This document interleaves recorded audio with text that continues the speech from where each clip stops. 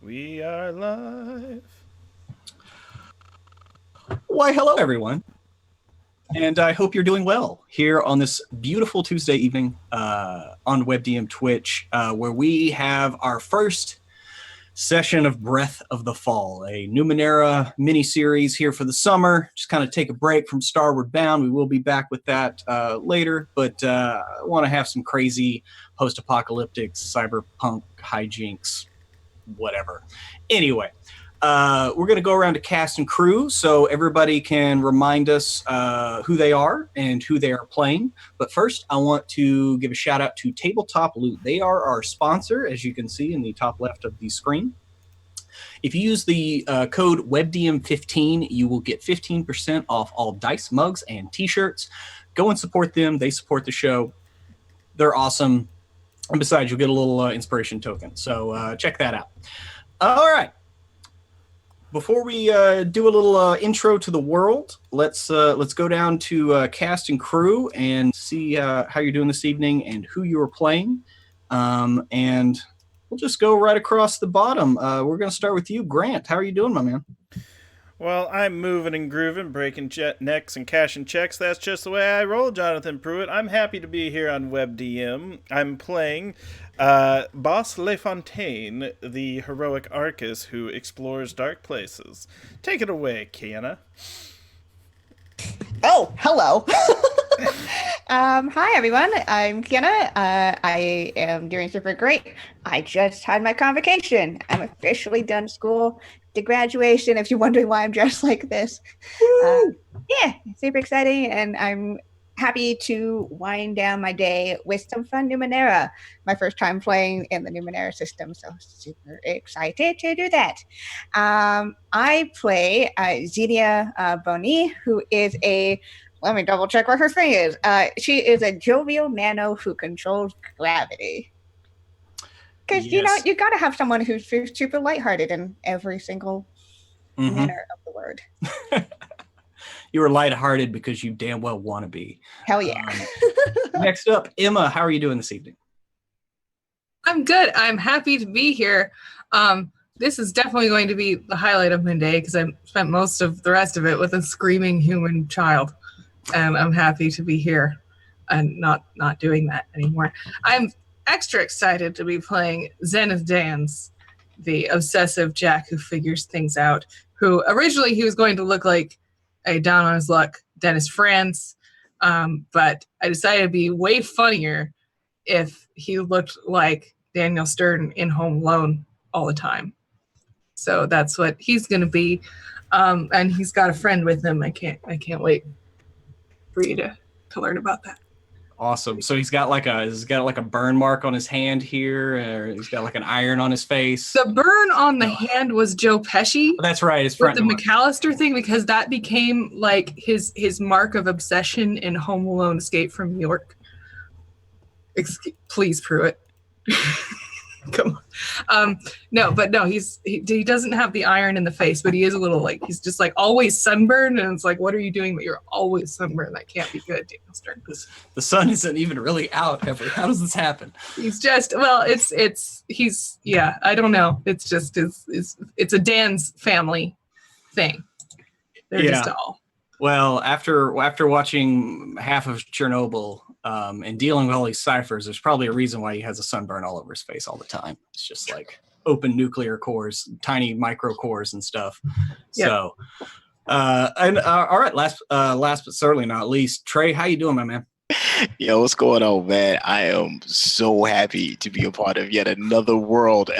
Instead of playing somebody that is constantly stoned and swinging swords, changing it up and playing that creepy kid that you knew that lived down the street. Ugh, like, is he playing with his boogers, or is he?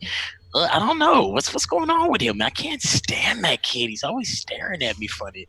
Well, anyways, that crazy, weird, scary-looking kid is Tae-woo the Risen. He's a nano who employs magnetism. So let's hope he's not, too much on the Chucky side of things. Wielding knives and swords. I don't know, man. Yeah. I'm not feeling him like that, man. He might be a little strange. Yeah. Anyways, we gonna make it work. Awesome. And his descriptor is hideous, if I'm remembering correctly. Right? Absolutely. Yeah, a hideous nano. Yeah. So we have Ugly Magneto, we have Gravitron, we have Daniel Stearns, and I believe Grant said that he's basically Patrick Stewart. So this is going to be a very, very interesting little mini campaign. So the world, or the city of Aru, the hanging city. It hangs from the land of HEl-A.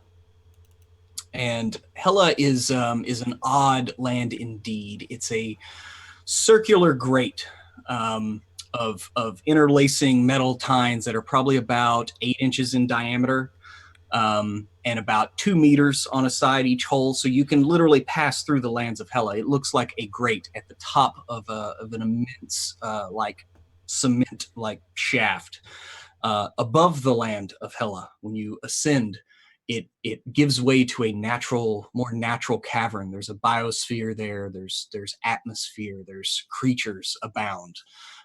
It is a very treacherous. It is a very dangerous place.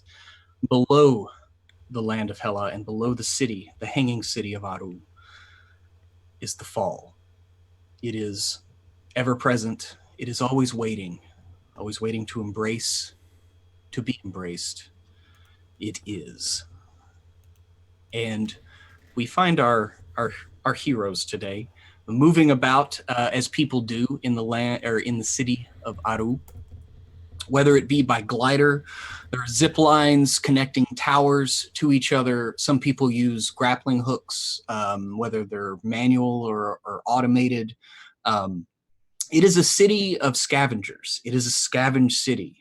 Even looking at each tower, you can tell where pieces of each tower were pulled from different hunks of scrap, or this ship or that. And it has been here for no one really knows how long. 1,000 years, 1,500 years, people aren't sure. There have been a couple of uprisings, a couple of civil wars over the years, but the city stands strong and is a time of relative peace and ease.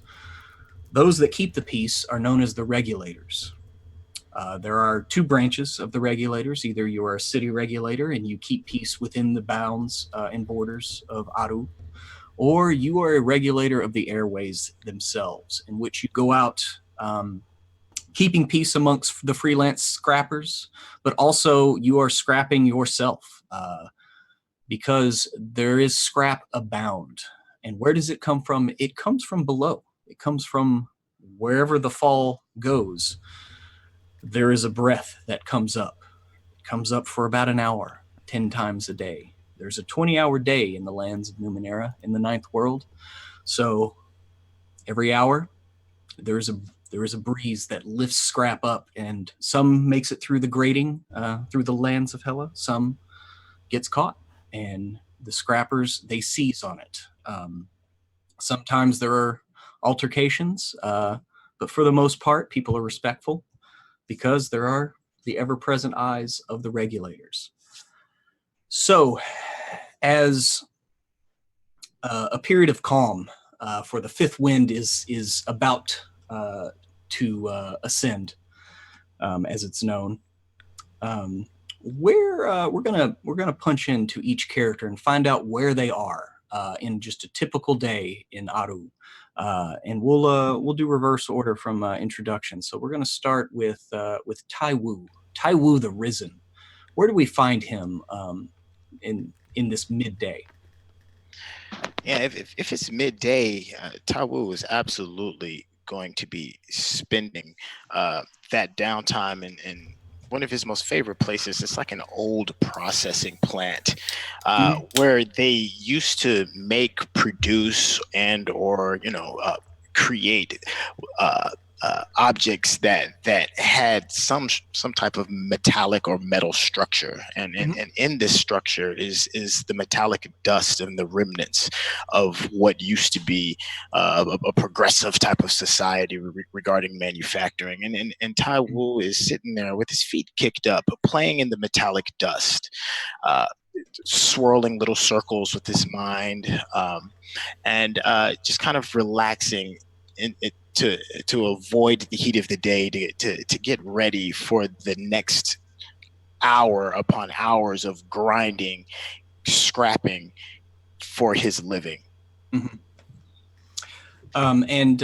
As Tae-woo is sitting there in his sanctuary where he likes to mess with the metal scraps and everything, Tae-woo, you hear a clanging, maybe a chain or something on a wall, and you're pretty sure somebody has just entered your secret place here, and you hear the scuffling of feet from the corner of the room of the manufactory. What do you do? Who is that? Please don't make me have to hurt you. I don't want to hurt anybody again. I will throw you from the grate. Make yourself known. Who you gonna hurt, huh? And a little kid, he's about like, how tall is Tae-woo? Tae-woo's probably about 4'3", 4'3". Yeah, just a little over 4 feet tall, I'd say. Yeah, this kid is only a couple inches shorter than you, and you know him very well. He's a bit of a rival. Another scrapper, lives on his own. He turned down the Regulators. They have their own orphanage kind of program to streamline people, but he gave them the thumb, And y'all have had run-ins in the past. He's a freelancer, just like you. You both go to the fence with your scrap, and you see this kid kind of come in. He's got like a little hat on. Dirt smudges his cheeks and his nose, and he kind of like scrunches it up and looks around, and it's like, how do you not have tetanus just like walking around in here? You just hang out here all the time? Oh, I should have known it was something like you scrolling about. You spying on me is not going to help you get any of the fine scrap, so you might as well just go bother somebody else. You gonna talk to your old buddy Boro like that? Come on, man. I've been saying forever we should work together. I don't understand this animosity that you got going on here. I never understood it, We can't work together because, to be quite frank, I'm just better than you, and I don't have time to make sure that you are not blessed too soon. For I need you around to laugh at from time to time.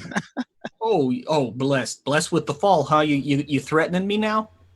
I thought we were respected. It was like a respected rivalry. I thought we were like kind of like had an animosity to our friendship. But okay, I see how it is. Of course, it's respect. I don't actually want your blessing just yet, for you might still be useful. But for now, you are so bothersome. What do you want? Well, I just came to see where you always hang out. I finally saw you come in this place. I've been looking around for a while, and, Fifth Wind is coming up, and it's just like, hey, thought I'd just drop a line. One more time, like, hey, maybe we could do this, I got skills, too. I mean, I can't do the metal whooshy, whatever it is that you do. It's pretty cool. I am a little jealous about that, but, maybe we could hang out. Doesn't have to be like this. You know what I'm saying? It doesn't have to be like this, but it is like this. Because while you're around here trying to make friends, that is why I will always continue to get to the top-notch things. That is why I will be the chosen one. That is why what I bring always sells, and why you will always be in the corner watching. Oh, that really hurts my heart now, Tae-woo. It hurts my heart like right here. And it looks like he's about to start up another, subject or whatever.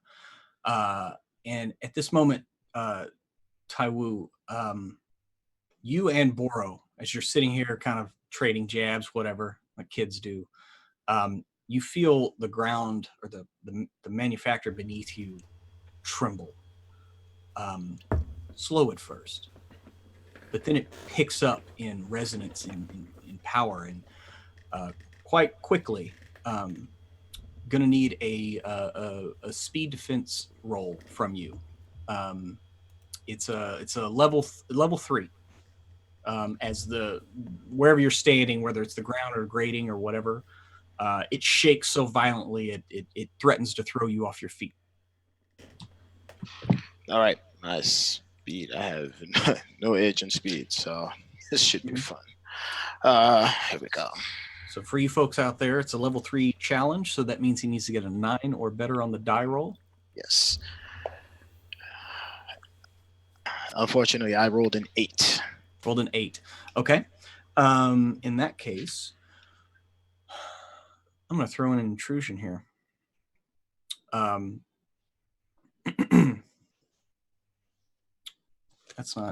That literally has nothing to do. Okay. So, Tae-woo, you fall. You slip and fall into like some leftover like rebar, and it's very painful. And so your next speed defense task is 1 asset. It's negative by 1. It's going to be a little bit harder as you kind of work this kind of knot out of your leg as you kind of fall against something. And you see Boro, he also falls, but it looks like he, after a few seconds, you both kind of look at each other wide-eyed, and I gotta go. And you see Boro just kind of like he jets, like he's got to go. Looks like he looked very worried for a second and bolted, but all is still once again. Tae-woo would gather himself if he is capable and head in the direction of Boro. Tae-woo, because he is so hideous and he's often teased by the way that he looks. He has a cloakish type of garb where he has a huge hood. So when he does walk into the light, most of his face is covered. So he's going to put the hood over his face, so to avoid any unnecessary conflict and just to inspect where is it that Boro may be going, because he looks as if he may be familiar with what that rumbling may or may not be. You would say he just looked like he had a general worry about him. Like in the wake of this trembling, like it looked like he, wanted to go check on someone or something. You're not really sure. Okay. But he looked definitely worrisome. So, go ahead. No, I was going to say, well, even with that being said, even though Boro is a rival, he does give a general overall care for his well-being. You know. So okay. he would still go to halfway investigate, because even though he cares about his well-being, he would also take advantage of anything that can help benefit him as well. So it's one for safekeeping and to look out. Okay, yeah. So you go outside, out the door of the factory, and you see him heading off towards the ledge, and it looks like he's heading towards one of the residential towers. It's where it's basically a slum. It's where you stay with Mr. And he lives somewhere further down the tower. And it looks like he's heading towards home. And you definitely hear some cries in the distance. And you see some smoke coming out of towers that normally don't have smoke coming out of them. Things of that nature. So it looks like this miniature quake hit some places worse than others. Next up, we're going to move over to Emma and Zenith Dans. Where do we find Zenith here, just before the fifth wind? I imagine Zenith is probably at the place where he is currently staying. He's probably since his wife left him or made him leave the house. He's probably in the family dance. They have a lot of their big family, and they run the dance hall, and that's like the cop bar for regulators. And I imagine that he's staying like in like the attic or something.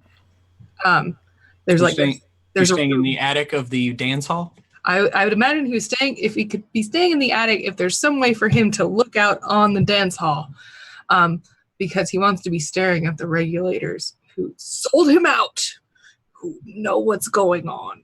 Okay. Yeah, you're. And he's at the same time. He's also he's patting his friend Ziggy, the squirrel. Yeah. Yeah. Little Z. Little Z. Little Z. Yeah. Your cousin Van. Van Dance. Yeah, Van Dance. Okay. Is the one who actually runs the dance hall. He took it over from his his father. He did a stint as the regulators. He's one of those that just kind of like did his job. He never really had a big bust, but he never had a big problem. He did his paperwork on time. He took his retirement after 10 years and he now runs the dance hall. And he's completely content with never having like fired a weapon or done anything. But that's full of complacency. The heart of mediocrity is a very safe place to be. And so its embrace is warm and safe. But yeah, he now runs the dance hall, and he gave you a room, but he did tell you, keep a lid on it, please. I don't want to ruffle. And he's been there like a couple of months now. Like it's been a little too long. Yeah, and especially in the last couple of weeks, he's gotten a little bit more insistent about being paid on time for rent. Especially after being bounced out of the regulators. You know what they did? Well, Zenith, I don't want to say anything. We're about to open for business, but do you have this week's rent? You know what's going on. I am applying for compensation. It's in review. Get there as soon as it can. I'm sure they're tying it up with all the red tape they can. Well, yeah, I mean, that's, the severance pay for just like normal discharges or take like months. No, I'm appealing my discharge. Van, you know this. How's that working? How's it working out for you? Well, they're getting in my way about it. They said I didn't fill out the form right, so I did it again. I went down there and I did it again. And I've done it a third time, and they're giving me the runaround because they know what they did. I mean, it's not that I don't believe you, Zenith, because the boys have been a little tight-lipped as of late, especially with regards to you. Yeah, I bet they are. Probably shouldn't say this. I mean, I figured I'd have to lie about you staying here still, but like nobody's even asked. And I find that a little odd. It's probably because they already know that I'm here. But don't worry about that. Don't worry. I will figure it out as soon as I can. I mean, what happened? You never told me what happened. It's probably safer for you that you don't know. I don't want to jeopardize your retirement, good standing. But I saw something I wasn't supposed to see, Van. And people died. Imagine Daniel Stern saying all this shit. People died, Van. But they covered it up. Okay. I believe you. I believe you. Yeah. Yeah. And there was somebody there who was going to talk about it, and They're not around anymore, Van. They're not around. Well, yeah, I mean, it's, the fall takes people all the time. It's, Doesn't it seem like too much of a coincidence to you? I mean, people die every day, Zenith. I mean, I don't know. It's one thing to say a guy, all of a sudden dies. It's another thing to say he was, and it's another thing to say that they are the ones that did it. Well, it's a hell of a coincidence, Van. All of us dance. We've always escaped the fall. Yeah. I mean, we do have a good track. We got a pretty big family. It's kind of weird. It is. And he's like, he's taking, it looks like he's taking glasses out of some kind of steamer or something and putting them up on a shelf. He takes the corn out of his pocket and starts feeding Lil Z. Oh, come. What? Zenith, I told you, if you're going to have him, don't bring him into the bar. He's not in the bar. We're above the bar. Well, it's different. I clean up after him. You didn't even know he was here. I mean, I could Or smell she. something. I don't even know if it's a he or she. It's just Little Z. Little Z. Yeah, but it's they're gross. I mean, if I see the wires, nibbled, It's not. it's gone. Little Z would never do that. That's the other kind. It's not this kind. No, they do all the time. I kill them all the time. I literally those things right there. Ears. That thing that you have on your shoulder, that thing that looks like some kind of weird rat. They fly around and they eat the wires. They don't eat the wire. I've never seen Little Z do that because I keep him fed. Or her. Okay. Sure. Yeah, it's fine. It's whatever. Okay. Well, I hope your appeal goes okay. Little Z, be quiet. Oh, did he poo? What is that smell? No, it's nothing. So That was okay. me. It's fine. It's fine. It doesn't matter. And it looks like he now just kind of wants to leave this behind him. And it's at this time that Zenith, you begin to feel the ground beneath your feet kind of rumble a bit. Mm-hmm. And it slowly builds over 10 to 15 seconds. You hear the glasses downstairs kind of shaking and trembling, clanging together. A few of them fall off, the shattering of glass as it kind of builds. And the tower that you're in, you hear the unmistakable sound of metal like shifting and like bending. And I'm going to need a speed defense roll from you. If you are trained in balance, then that's applicable here. Mm-hmm. But otherwise, excuse me, I'm sorry, I didn't mean to say speed defense, just a speed pool roll. Speed pool roll. Yeah. What level am I looking for? It's a level 3. Level 3. So you need a 9 or better. All right. Shit. I dropped my die. Little Z, don't eat it. Okay. I rolled a nat 20. Okay, yeah, you're like a statue. Your years on the forest, living here, like, you're used to being buffeted by winds and other things, and so you just kind of like ride it out. But it quakes. This tower quakes violently, and even looking out the windows, you can see the other towers of Aru shaking. Some of them gently swaying, especially the market tower, which is the longest, like kind of narrowest tower. Actually, if you look over in the image there, it is the one in the very center that extends all the way down.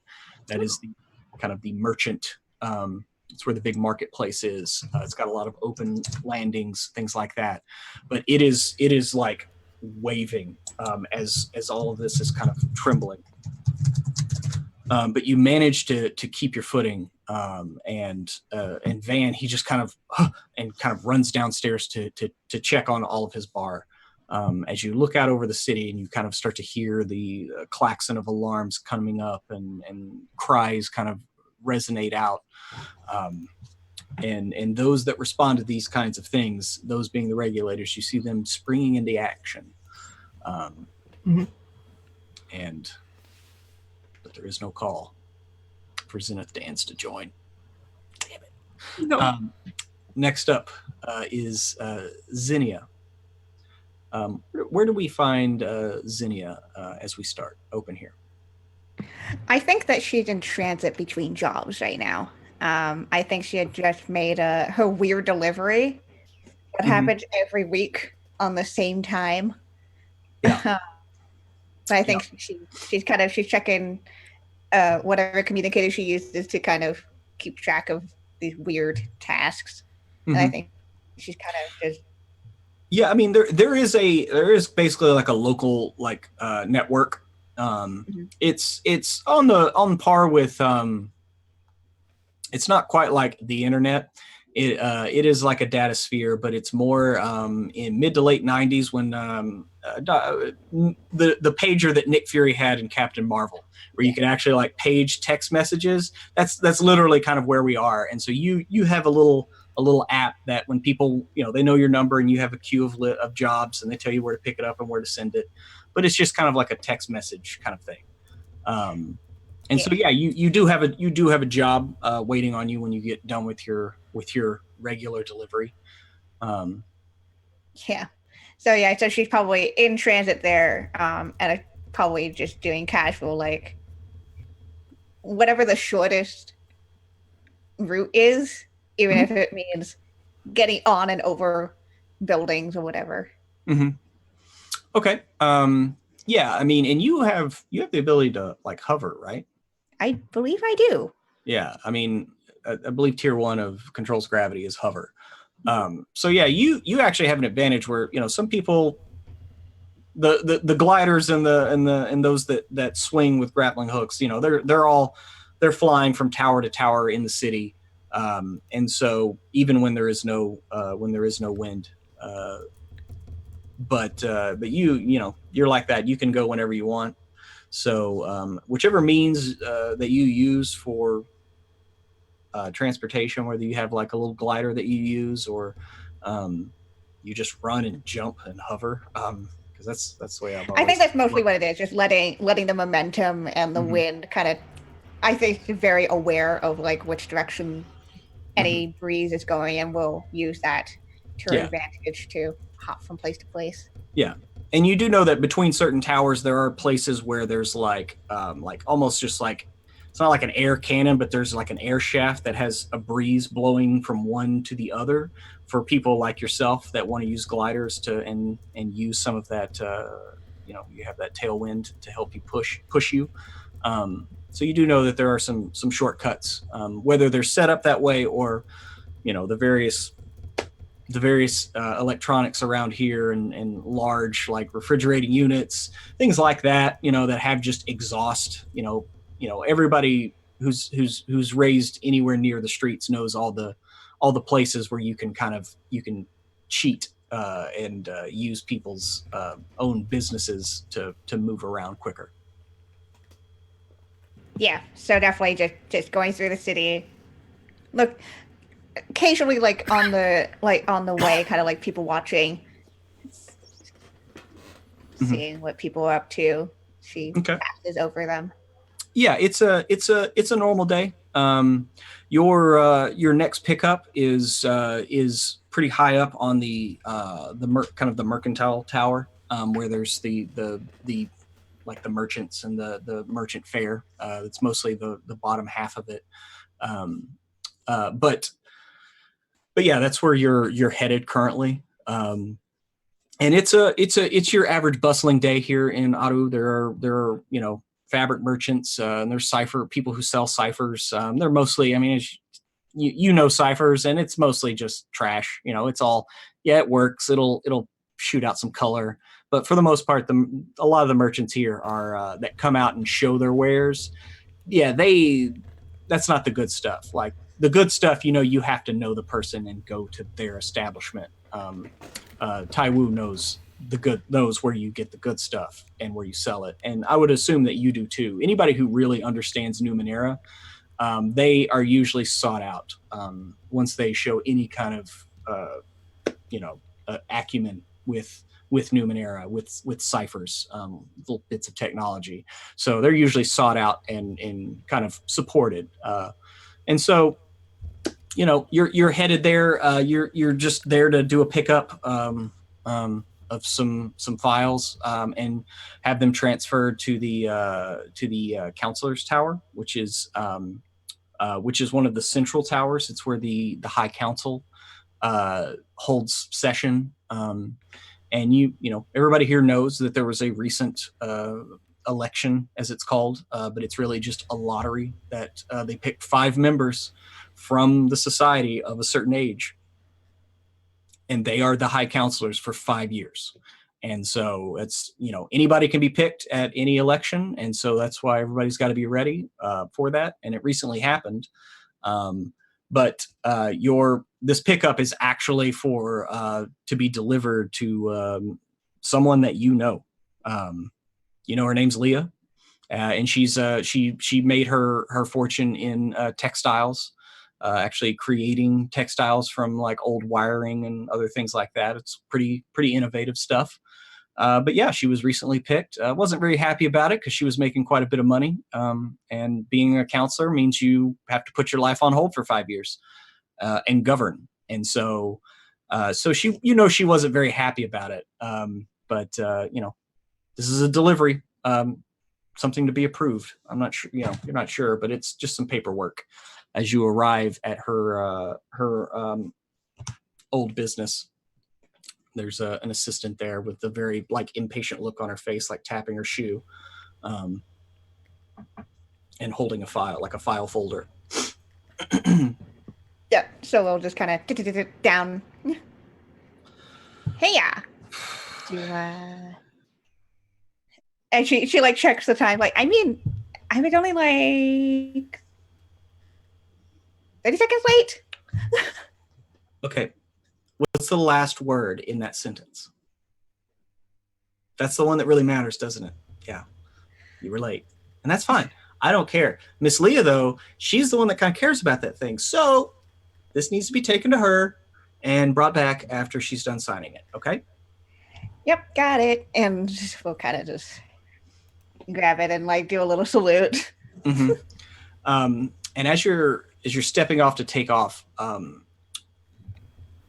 Zinnia, you feel the tower below you shift as you go to step off. So give me a speed roll. If you have balance or anything like that, that training is applicable here. That's a 14. Okay. As you step off the tower, you kind of look back and you see Miss Leah's assistant kind of fall backwards in kind of a heap. And there's a lot of people on the merchant's tower that go sprawling. There's quite a few crowds here. It's just kind of, like I said, it's almost midday, so it's that time where everybody's looking for something to eat now. So it's quite. You see the effects firsthand of this quake as you kind of step off here and head that. Are you using your hover ability? Yeah, using hover. Yeah, so you're using hover to kind of step off and leap towards the central tower, which is it's a little bit of a ways.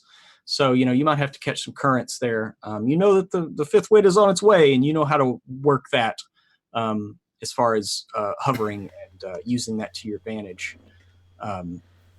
But I'm going to need you to give me an actual hover roll. I know it's normally something you don't do, but considering, so this would be an int.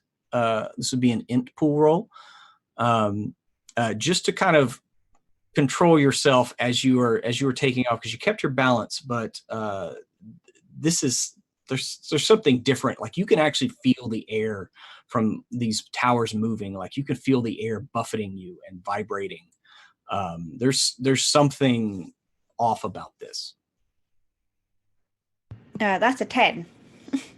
A 10? Okay. Yeah. It was only a level 2. to Okay. kind of maintain your focus and your poise is basically all this was.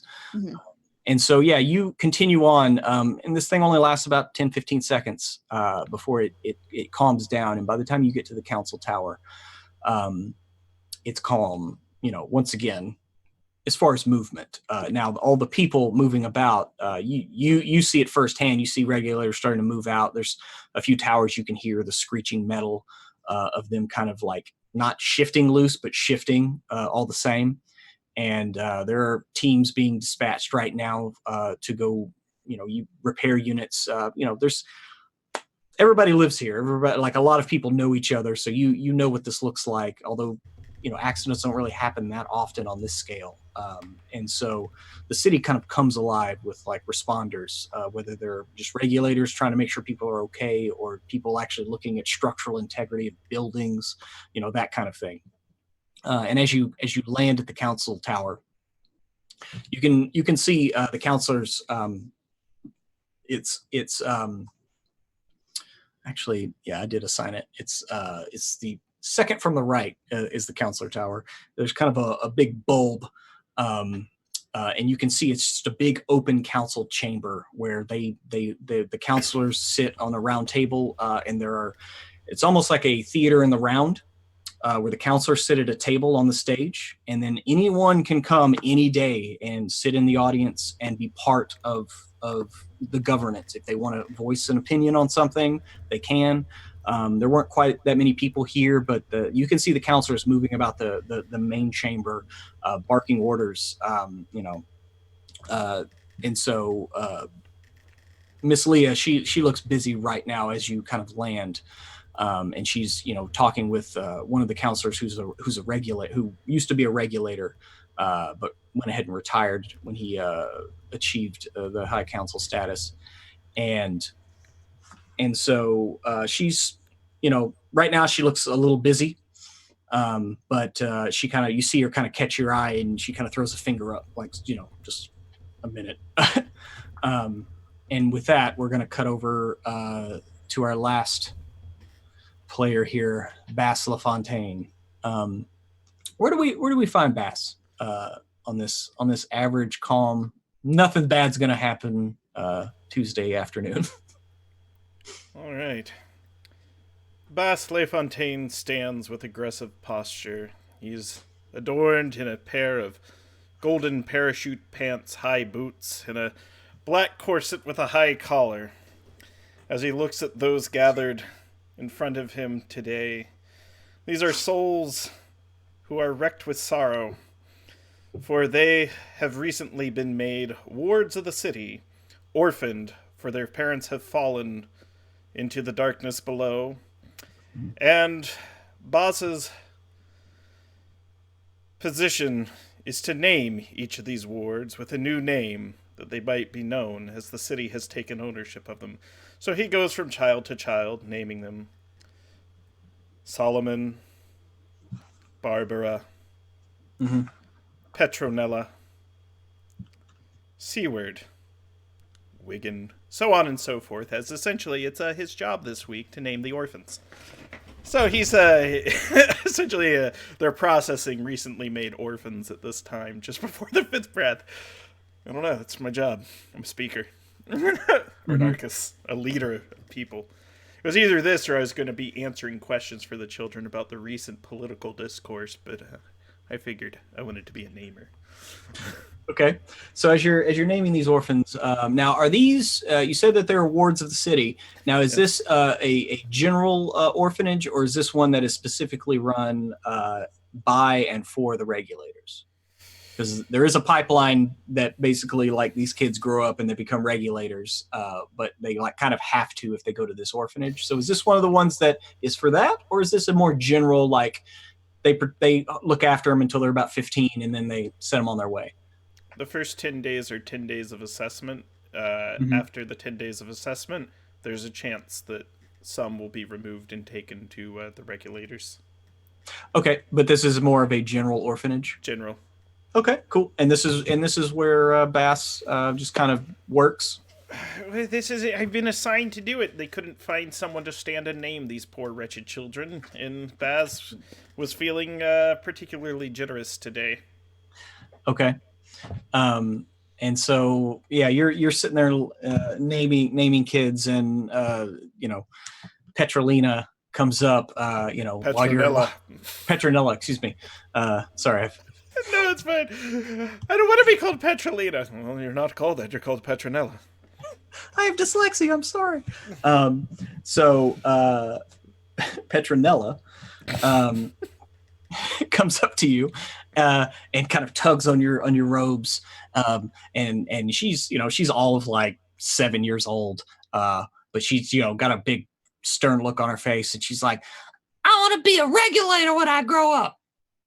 And she kind of puts her hands up like she's ready to fight you.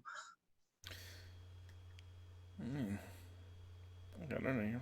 Well, if you desire to be a regulator when you grow up and you happen to not be selected to be a regulator, what do you do as a secondary course of action? Well, as I say this, I kneel down to her level, so our heads are the same height. I don't know what could I do as a secondary course of action? What's secondary? Is that the next thing? Hold out your hands. Let me see them. She kind of holds her hands out to you. Kind of pretend to read her palms. This is fun to do with kids. Well, this line here says you could be a doctor. This line here says you could be a great soldier. This line here, I'm not going to be a mean character and I'm not going to say mean things. Give me a pause for a second. Steady. I was going to say, quick aside, let me get it out of my sentence. This line here says you're going to fall into the darkness just like your dumb parents, but I don't say that. Her big blue eyes are just looking at you with all the hope. Yeah, I don't say that. This line here says you could be a leader of all of Aru. A leader? Like you mean on the council? The very same.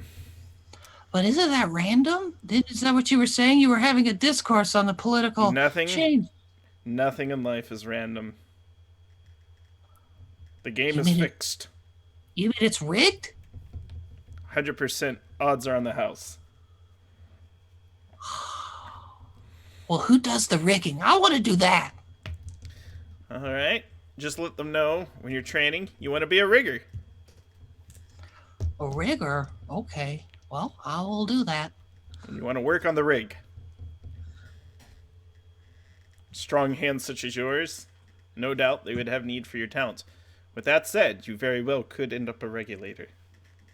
Oh, well, that seems like more fun. They get to tell people what to do. We're like, you don't go there, and you go there. Do you think they want to do that?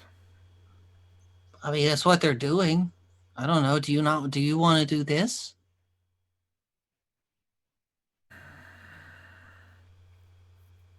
Yes. Well, maybe I'll name people like you. I believe it. Okay. Well, thank you, Mr. LaFontaine. No thanks necessary. I stand up and begin to depart. Okay. And as you begin to move through the crowd, there's a rush that goes out through the kids as the ground begins to tremble, and the kids begin to scream. This is not normal. There have been reports of quakes in the past. Like, this is something that Bass would, he investigates this kind of stuff. That in the histories that are written in the libraries that you've been to here in Aru, that there have been reports in the past of quakes. They're very random. They don't happen very often at all. But there have been, you've read about at least 6 different times, like that just by when the books were written, that they're not talking about the same event, but at least 6 different times in the past there have been some kind of quake, and you just you would know that just because. Okay. But yes, everything begins to shake. Things on tables begin being knocked over. A lot of the kids begin to fall into one another as they're all kind of just standing around here waiting for their name. Hey, crowd yourselves in a doorway arch. And they're all kind of start moving towards archways. And go ahead and give me a speed roll again if you have training and balance. I do. So I have excellent training and balance because it's one of the few things you get with the Explore Dark Places. I'm also going to. Is this a speed defense roll as well? Well, it's just it's a speed roll, Okay. Modified by balance. I'm going to apply some effort because that's fun, and I rolled an 18. Okay, yeah. You had brought it from a level 3 to a level 1, with training and level of effort, and you rolled an 18. So yes, you not only like keep your balance, you keep a few of the kids, including Petronella, from falling. Like she was about to fall, and you scoop about 3 or 4 of these kids up and kind of hug them together and keep them standing. As some other kids fall, and they're kids, they're malleable, they bounce, they get back up. But sorry, that's a Bill Hicks joke. Actually, no, I'm sorry. That I apologize. That is a Ron. Anyway, it doesn't matter. Lewis Black joke. And so there's a lot of screaming, and finally, like it stops shaking, and there's a lot of crying. There's most of these kids are anywhere from 6 to 10, and yeah, they're all just kind of losing a little bit. All right, that's enough out of the whole lot of you, and I'm gonna try to calm them down, and I'm gonna be like, I'm gonna look at the lot of them, and I'm gonna let them know that they have it within them to not weep, to not cry, to not shed tears, for this is a simple quaking. And I want to tell them about the last time there was a quake. The children that fell, those that wept. Oh, gosh, I can't be. I don't want to be evil. Sorry, they did not survive the winter. No, all the kids that cried, they died. I'm going to tell them the story. Did you ever hear the story of the tipsy-topsy child that fell and stood tall and shed no tears? And unlike the others that cried, well, that child, it rose to the greatest heights of all. And I want to use the anecdote ability to tell them this little story and try to uplift their spirits and get them to pay attention and work to stay on their feet. Okay. All right. Hold your ground. So it just happens, or do I need to assign a level that you roll? No, but I feel that this needs to be a check of some kind, right? That's what I'm saying. This feels like a check. However, they will all be considered trained in their check. Okay, so yeah, you basically give them another check to maintain their composure. And if you'd like to go ahead and roll that, you can. Yeah, since this is Numenera, and I don't want to roll anything if I don't have to. Yeah, it'll reduce it. It'll reduce the difficulty. I'd say an easy way to do it if you don't want to roll is there's a difficulty to stand. They will have a level. Their level will be increased by 1 for this task. And but let's see if a nat 20 though on my command. Yeah, you literally all of these kids like snap to and look up at you, Bass, and you have their rapt attention as you tell them. Be like Petronella. And she's sitting there like hands crossed as she didn't stumble and fall at all. I mean, you caught her, but she's standing there like your sergeant, being the sergeant to your lieutenant, and she's kind of looking over the troops. Oh. And yeah, they all they fall in line and kind of sit down and like listen to your story about the last time that it quaked. And as it kind of you calm them before it finishes quaking. as you begin the story, and well into you can hear drifting out over the expanse in between towers. You can hear the cries of help and those the calls of those responders helping people in need. And that's where we're going to cut back to Tae-woo. Tae-woo, you saw Baro heading towards the residential tower. And you see a large group of regulators heading that way also. Where are you heading right now? Now Bottle and the regulators are heading towards the sound, right? Or the disturb. Did the shaking seem like it came? Okay, it was the whole city, so there's nowhere to kind of pinpoint it. Okay. Well, in this situation, also to figure out if he's going to, come across some type of advantage over Bottle, and to stay out of the way of the regulators, he's gonna employ his stealth-ish ability and his disguise as any type of bonus while following behind them, keeping at a safe enough distance where if somebody did happen to look back, that they may not immediately notice me. Okay, but you're still heading towards the kind of the residential area? Yes. Okay. So go ahead and give me a I believe stealth is a speed roll, or is it intellect? Speed. Okay. Well, yeah, go ahead and make me a speed roll. You're trained in it. This is going to be level 3 because these guys are out on patrol, but it looks like they're doing something else, but they're still kind of wary. They're looking out for trouble and danger. Okay. It's a group of about 4 regulators, and they're on their standard. They just have these standard gliders that kind of pop out, and they're currently, like I said, they're heading from the kind of the regulator dome, which on the if you look on the image here of the city, is the kind of the large dome sphere right above Breath. That is the regulator sphere. And that is centralized in the city kind of because it has exits going every direction so they can have fast deployment and reaction time. And they're kind of leaving from there and heading towards the residential district as you're kind of heading from the manufactory tower.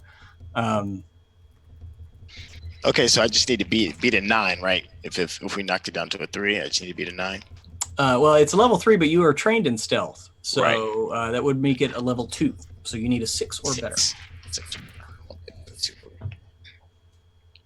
16. Yeah, you kind of filter in behind them, and like they have you're kind of like 6 o'clock high.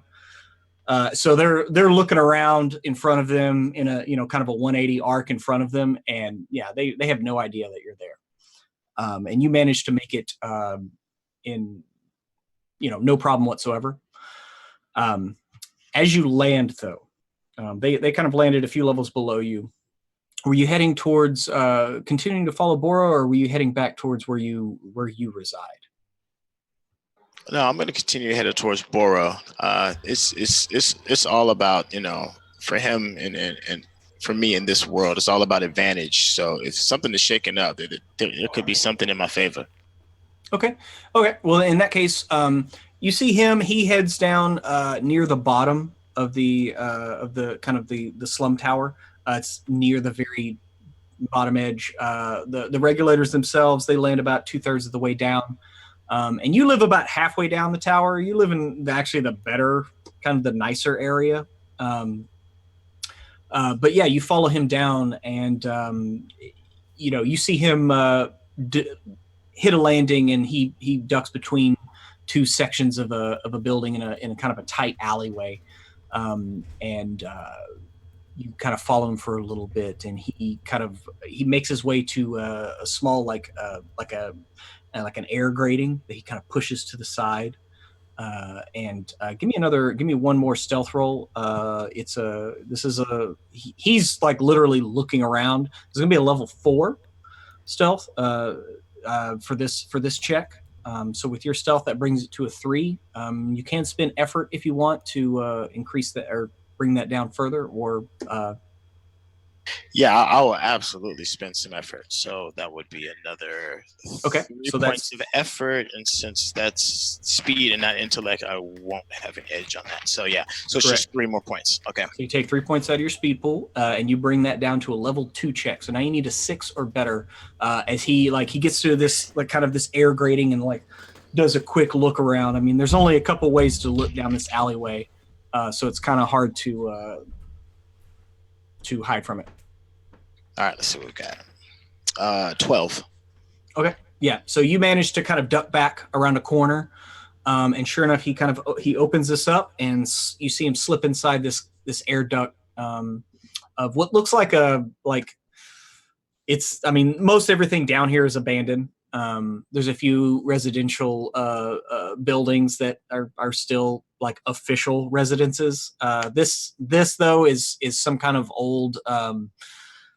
You're not sure what it was. Maybe it was like a cafe or some kind of eatery or something. But it looks like he's ducking in kind of the back where the kitchen would be, and he's going through an air duct to get inside.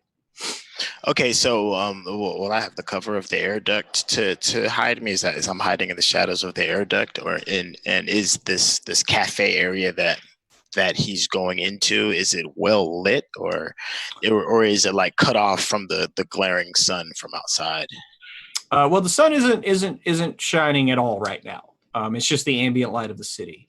But he ducked in a back alleyway. So imagine he went in like the back where the receiving area and the kitchen is, but he went in an air duct next to the door. The door itself is still shut. It looks like it's locked. But yeah, like right now you're standing alone in the alley. He already ducked in and he pulled the grate shut, and it looks like nobody's been down here. But he just went inside there. So then yeah, I would definitely give chase quietly. Okay. Are you gonna try to go through the air duct itself, or yes. another route? No, I'm gonna see if it's possible to pull the air duct myself. Okay. So. All right. So yeah, you give me a. Actually, can I change that? Can I change that thought? Can I change that thought process? Go ahead. Instead of me physically going to grab the grate, I would, from a distance, as far as my range will allow me, with the ability that I have to use magnetism and this strange metallic like substance that seems to come from my arms, like bracers in a sense.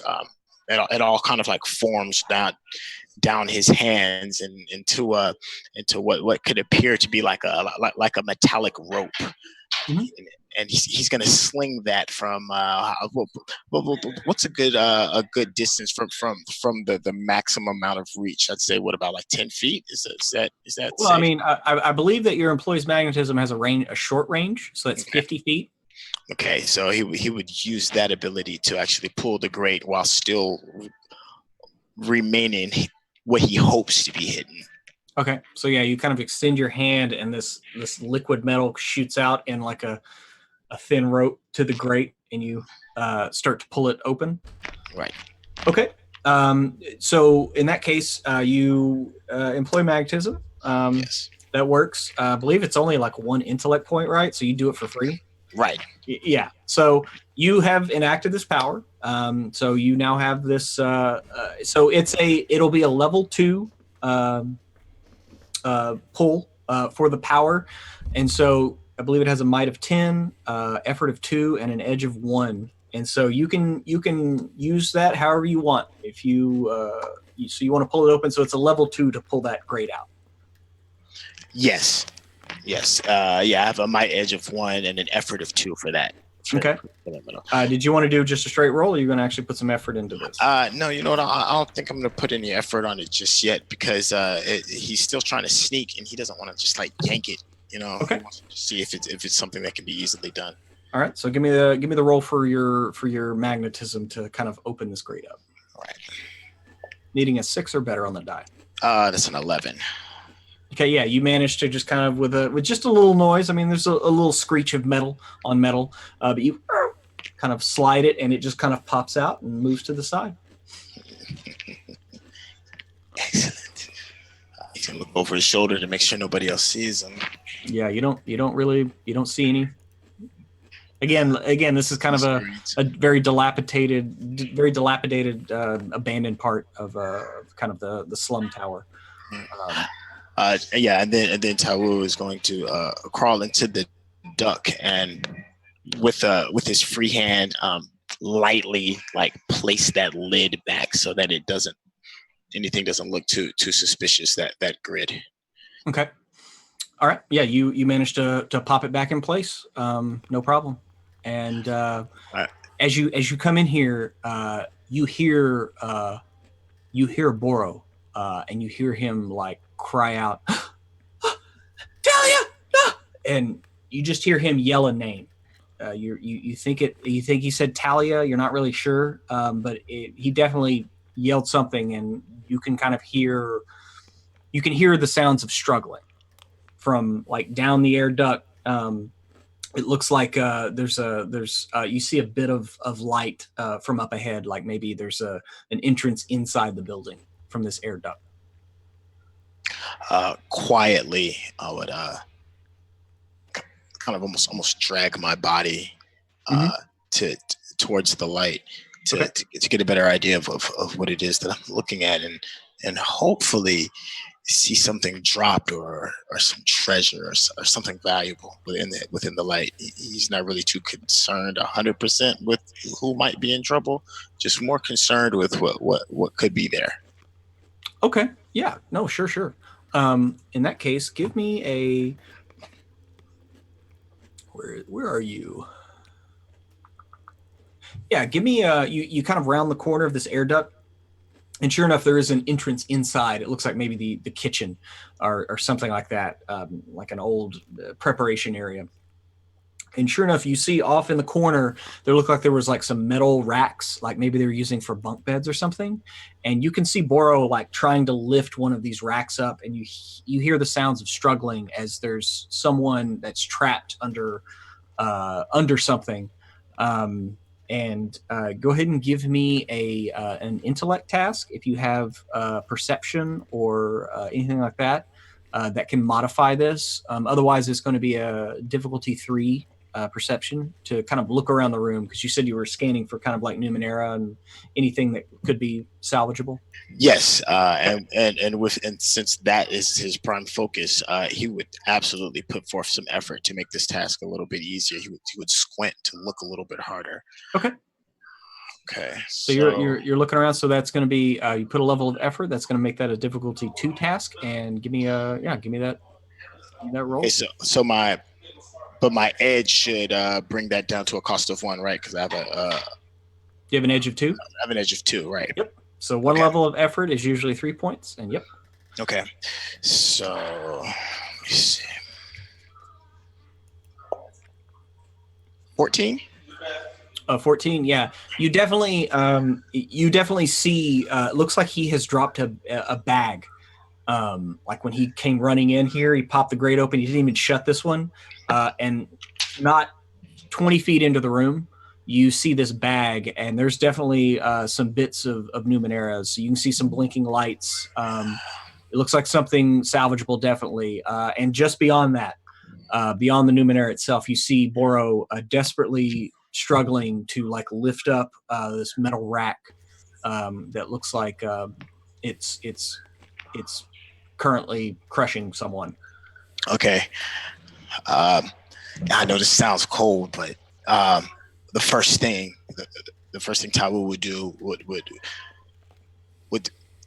be to reach out for the bag and pull it to him first. Okay, so you're reaching out with your employee's magnetism? Yes. Okay. So for this one, since you can't really see the metal itself, I'm going to require you to spend a level of effort. Okay. with the power to kind of, and that is you literally using the power and feeling through the bag for the bits of metal to pull, right? So so you're gonna have to use one level of effort, but yeah, you can definitely kind of feel through the bag all the bits of metal in what feels like a couple of pieces of technology here. You're not sure if they're active or need to be manipulated a bit, but some good. It's a good haul. Just like Boro. Always they're- tied up. In fact, Always they're- tied up with things that don't matter and forgetting the things that do. Let's see. Oh, a 4. okay, yeah, you managed to pick the bag up, and then it just because you can't see the metal itself, it's hard to keep it in grasp in your mind, and it slips through your power's grasp and clangs to the floor. And Boro, like, he kind of turns his head around wide-eyed, and he like looks at the bag and looks up at you and looks back at the bag, and he's just like, please help me. Tae-woo And does. he kind of like, he's looking back at you, and you can see like his face is red and straining as he's like lifting up this metal grate. Okay. Yeah, Tae-woo would is the bag in between me Yep. and Boro? Yep. Okay. The bag's about 20 feet in front of you, and another like 15 feet on the other side of the bag is Boro against the wall here. Like I said, trying to lift up what it looks like they were using these as like bunk beds. Okay. These metal shelves. Tae-woo would walk to the bag and put that on his belt first, and then from a safe distance. How far away are they from? You said about 20 feet. Yeah, I mean, for you, I mean, if you're talking about using your employ magnetism, yeah, you're well within range. Yeah, I would certainly do that and hopefully be able to close the distance back to the grate for an escape after I do this push. So with with confidence, Tae-woo would look at this grate, and it appears heavy, right? So yeah, I mean, he's trying to pick it up just to, and now like when you go to get the bag, you can actually see the leg of looks like a little girl sticking out, and she's like, and you can kind of hear her struggling a bit. All right, then with the focus strength of 10 men, Tae-woo would focus and push this massive bunk bed off of the girl, and also helping Boro at the same time. Okay. Here, okay, I'm trying. Like, the only problem is right now it's against the wall and like has fallen down. So if you push, you technically would be pushing down. Okay. If you went over there and kind of like angled up, like if you were like right next to it, then I would say you could use push to kind of throw it up. But you'd have to be like right next to it just for your point of focus or your point of origin. Okay. All right. Yeah. Well, now that he has the bag of goods on his belt, he would absolutely help. Yeah, I would help. So he would walk over and look at Boro and say, "This is the cost of my help," and angle himself to help pull this massive piece of metal off. Yeah, like I said, if you actually go over to it, you can kind of angle yourself to push, and it would literally like lift it up, just enough. Yeah. And so, you go ahead and give me a push roll. Okay. If you want to apply effort, you can. This is going to be a level 4 task. It's mostly for weight and kind of angle and kind of finesse of the angle is why the difficulty is 4. Okay. Yes, I would absolutely use a level of effort for this one. Okay, so it brings it down to a 3. So it'll be a 9 or better on the die. Okay, so that'll be 18 left. Okay. No, 17. Okay. 3 or better, so I need to roll a 9 or higher, right?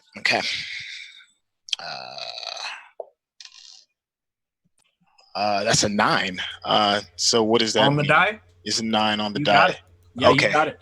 And so, yeah, you managed to push these bunk beds kind of, like I said, they're just metal racks with just kind of sacks and stuff on them for bedding. You managed to lift it up enough, and Boro gets his shoulder under it. And sure enough, there's an even smaller girl. She's probably no older than 6, 7. And he's like, "Come on, Talia, please." And she kind of scrambles out. It looks like she's got a little blood coming from her temple. Maybe the rat kind of like cut her a little bit, but other than that, she looks really no worse for the wear, other than just being terrified. Okay. And he kind of like lets the rack down, and he goes to her, and he's like giving her a big hug. And he looks back at you, and he's just like, "Thank you. Take your goods and go now, please." And he just kind of goes back to hugging her and giving her kisses, and he's kind of checking her temple and wiping the blood away. In that moment of humanity, Tae-woo realizes that his face might be shown. And he pulls the hood down a little bit more. Think nothing. This is nothing. Everything has a cost, and he kind of like, he's kind of like hiding behind his shoulder to not show the girl his face. He knows Boro knows what he looks like, and it's indifferent about that. But this little girl, he's kind of like shy away from, and kind of like back towards the gate, the grate from where he came from.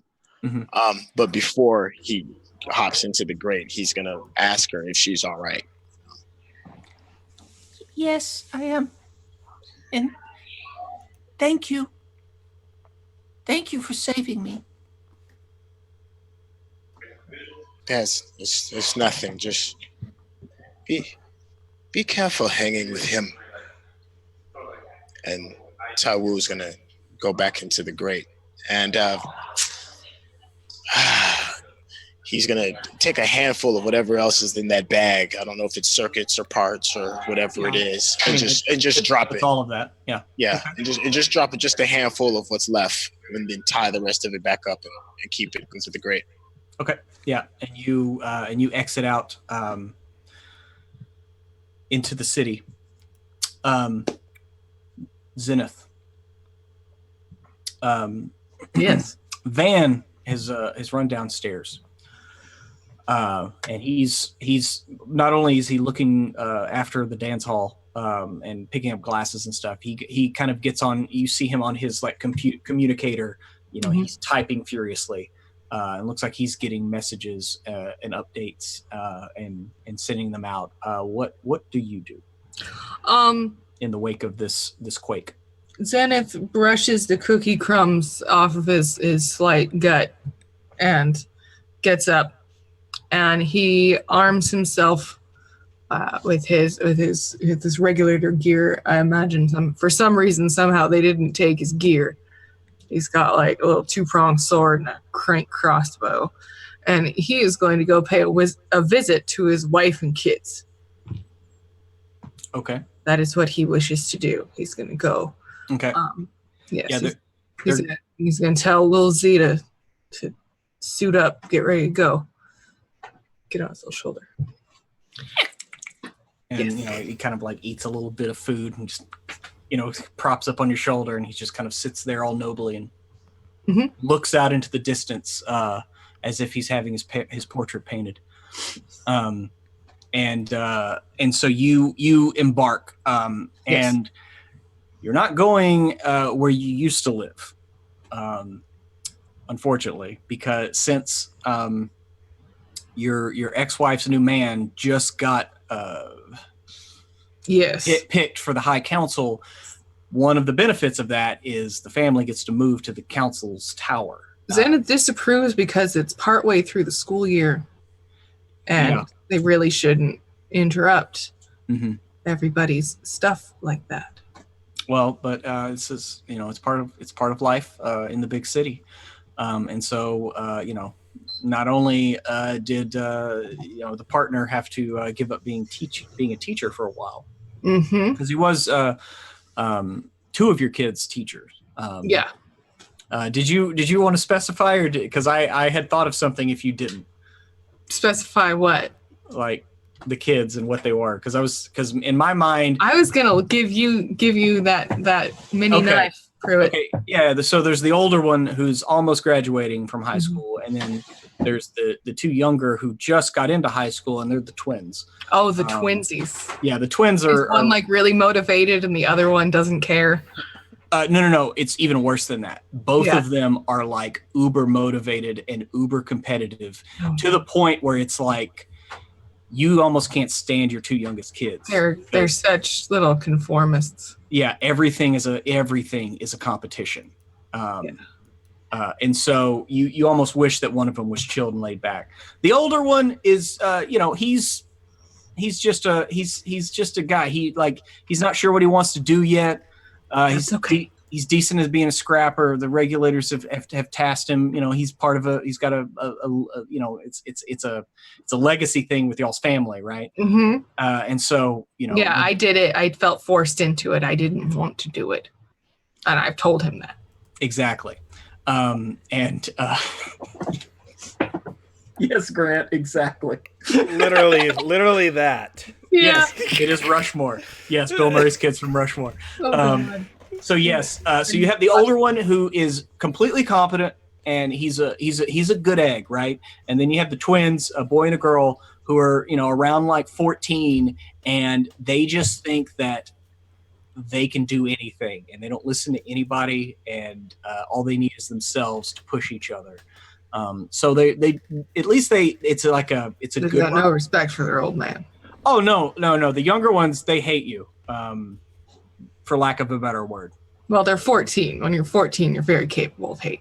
Exactly. The older one, he wishes that you and Mom would work things out, but I understand, Dad. You're just trying your best. I'm trying. It's so two of my kids. So the younger two.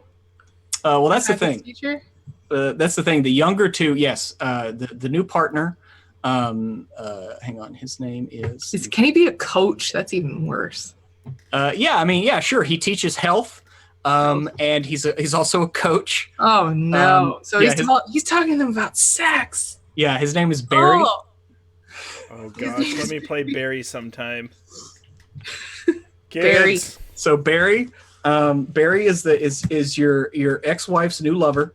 Barry. He's also Barry. Well, there's no information to confirm that that's happening. Well, other than your ex-wife just moved into the High Counselor's Tower with him, and with your children. Zenith can't deal. But that did just happen. Like 3 weeks ago. He's entertaining the thought that perhaps it's some sort of platonic arrangement, because she surely must have lots of conflicted feelings for me, and it'd been like 4 years for them. So maybe she always said it was just her, that she didn't want to. And I mean, Right. Zenith didn't want to either, so it's fine. Right. That's understandable. Meanwhile, your ex,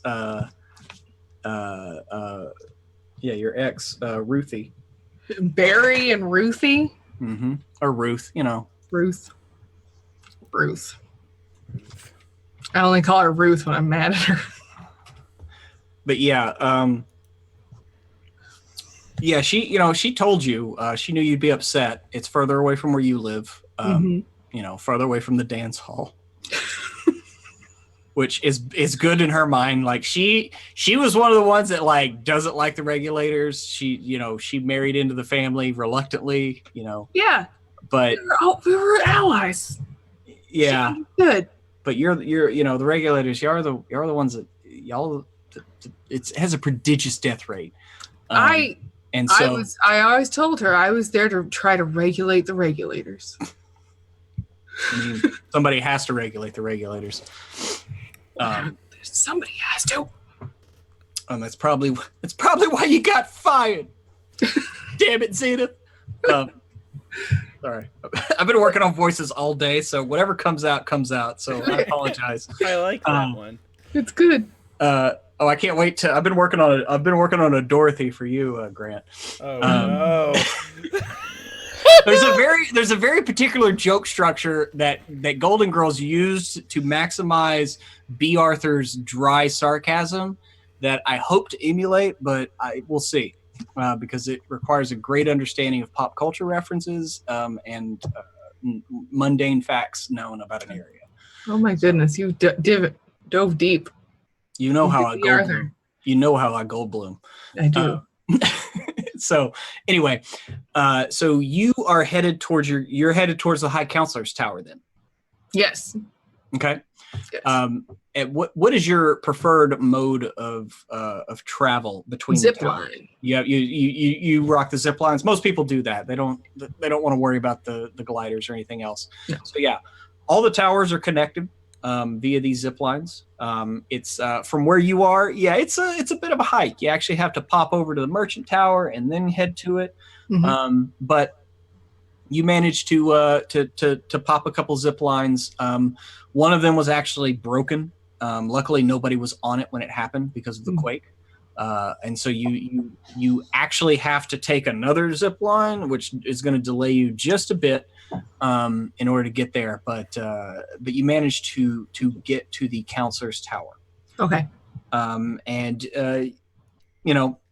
you pop in there. The council chambers themselves are a buzz with activity. There's people coming and going, couriers, various members of the regulators. You get a few cross looks as you come piping in on the zip line. I give them my Daniel Stern stare. Yeah. Those big crazy eyes. Yes. Big fluffy hair. And the sunburn. And The aforementioned sunburn. The aforementioned pervasive red sunburn on your face. Yes. From some unknown source. Yes. You stare into the white hot quick of your own inadequacy every night, and it scalds your face. It burns. All right, and so you pop in there, and actually, I'm gonna pop in. Okay, so as you land there. One of the younger regulators, like literally you helped train him like not even 2 months ago. Mm-hmm. You see him see you. And you see him kind of like get this look on his face and he like looks over and you can tell like he's there with his partner. Mm-hmm. His partner's talking to one of the counselors, actually talking to Barry. But you see him get this look on his face and he starts walking over to you just with this swagger of like, I'm about to tell you what to do. And that's what you see as he's walking up to you. I'm just going to walk away. Okay. I'm going to give him the snub. Okay. So you start walking away and he's like, well, hold up there, citizen. Can I have a word? No, you can't. Citizen. Nope. This is official regulator business. And he kind of brandishes his badge like it means something.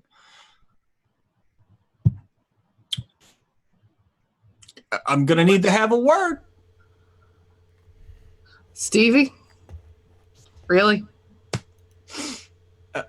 Hey, listen, Zenith. This is a highly sensitive area right now. I'm going to need to ask what you doing here. Do you have business here? My wife is here and my kids are here. And I'm checking on that. Yeah, at that, Zenith, you would like looking over his shoulder, you see that that Barry heard you. And kind of like stops his conversation and looks up and over. And kind of like you see him just do that. Like, what am I going to do with this person? And he just shakes his head and goes back to talking to the regulator. To whoever Stevie is his more, Senior partner. Yeah. All right. Where do I have to go to get to the quarters of this place? Yeah, they're just below the council chamber. There's a few levels below the council chambers of quarters for all the politicians and their families. All right. I mean, yeah, you know where they moved into. Yes. It's just a couple of levels down. I've had to bring the twins their cleats a couple times. Yeah. That important, like really early in the morning. Yeah. Because they forgot. All right, if that's the case, I'm just going to start talking to Stevie, and I'm going to walk down to where the lower level is, and I hope if there's some way that I can try to just slightly shoulder check Barry, then I will. He's kind of like where you're headed to the stairs is around the edge of the council chamber, and he's like down near the table. Like there's a bustle of people coming to and from the counselor's table. So, I mean, you would literally have to like go out of your way. You could do it, but it would basically be like, instead of walking the easy way around where there's not a lot of traffic, you'd have to walk through the heart of like a crowd of people crossing each other just to shoulder check him and walk up the other side. Then... I mean, I'm just saying it technically could be done. Zenith considers it. I'm just going to stand there staring at him. And he's kind of like... For a second. Yeah, he's mid-conversation. He kind of... Yep. And then he'll walk off. He'll walk off towards the stairs, just be like, you fucking kids. Okay. And you... Sorry. I acted my moon. All right. And you... Did you say you started your moon? What's going on? I got a moon. Oh, my roommate bought me... You got your period. No. It's not my monthly. No. I have a little moon that I was going to use for stuff, and I accidentally turned it on. Oh, okay. Yes, it is not my time. So funny story. When I was growing up, my grandma told me that men get their periods just much less often.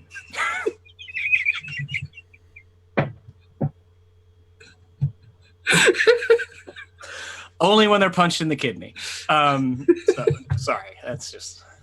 Anyway, I don't wish that on anybody. Having a bruised kidney is an awful thing. It's terrible.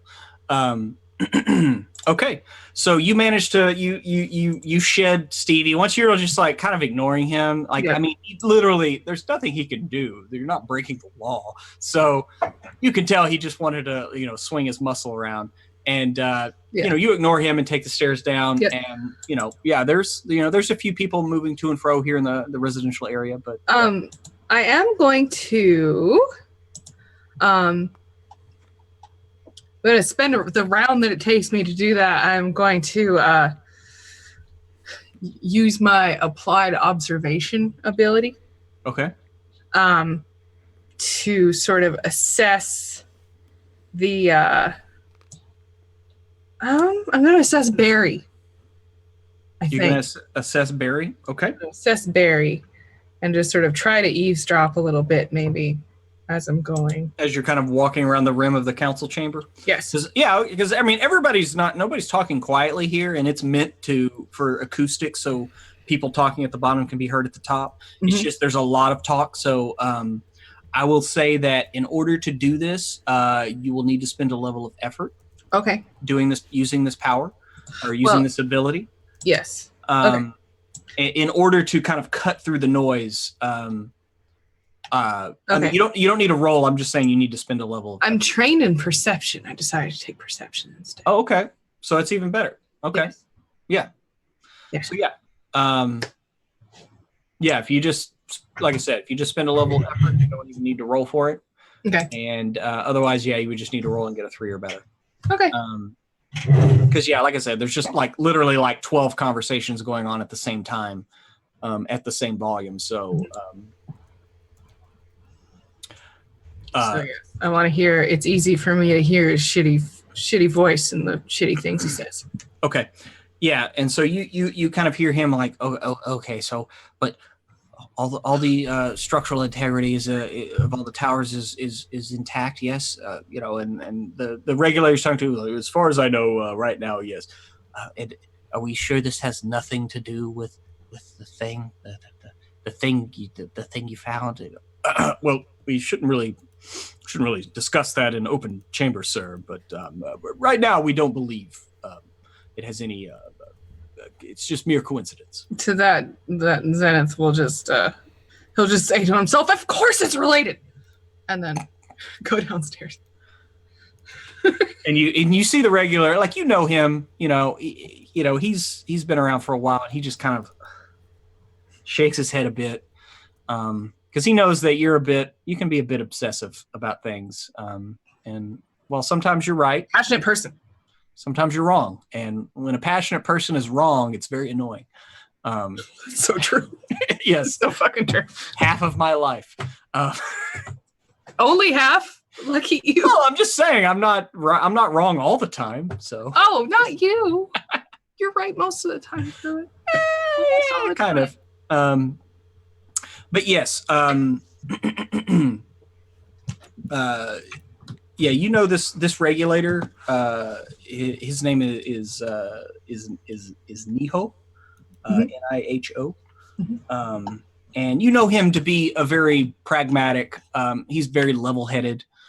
He's not one of the top regulators, but he's like, second, third tier of command, right? Mm-hmm. He's like one of the watch commanders. And so it looks like he's the liaison here. He's talking to Stevie, and then Barry, and then he turns around and mentions something to Stevie. But you walk downstairs. You find your ex-wife, their domicile. Mm-hmm. Do you knock, or do you barge in dramatically? I knock. Oh, okay. That's good. Okay, so you get Not my threshold. It would not be fair. And after a second, the door opens, and your wife Ruth, she's like, "Oh, what are you doing here?" I'm checking to see if you and the kids are okay. Well, I knew Barry would be busy with civics. I was checking on my family. Well, I've already texted the school. The twins are just fine. They're in class. And your oldest is here. He was not feeling well today, so he stayed home. Does he have a fever? No, I think he just didn't feel well. Oh, he didn't tell me. Well, I mean, it's just like one of those kind of daily illness things. I don't know that he would just update you on every bit of his health every single day. We can start that as part of the proceedings for the child support. I'm not. I mean, it would only be good for another couple months for him anyway. We don't. That's not. I just thought it would be an open line of communication. Things you tell your parent, like you knew. Well, it's because I live with him, and I came in to wake him up for school, and he said, "Mom, I'm not feeling well," and then he threw up, and I said, "You can stay there, baby." He threw up. You didn't mention that. Now I did. We're fine. If there's nothing else, I'm going to shut the door now. No, I wanted to make sure that you're all right. It seemed like it was worse here than it was down at the hall. Do you know what happened? Grant, that's not nice. Well, I figure that there was a quake. I don't know why, but everything shook. I've already messaged Barry. He said that they're working on it and everything's fine. Of course. He said everything's fine. Yeah, he doesn't. You don't feel like he's withholding something? Well, I'm sure he's probably withholding some greater problems because he doesn't want to worry me. But I don't have time to worry about that because I got a sick kid and I'm checking on my other kids and I have an annoying ass ex-husband who can't just send a message. Hey, are you okay? Yes, I am. And then we could have all done this without any extra stress. If the building's integrity was compromised, I would never forgive myself if I didn't check up on my wife and kids. Ex-wife. But yes, okay. You have now done this, and I've told you we are fine, other than a little bit of a stomach bug. Does he need anything? I can need electrolytes. I can help.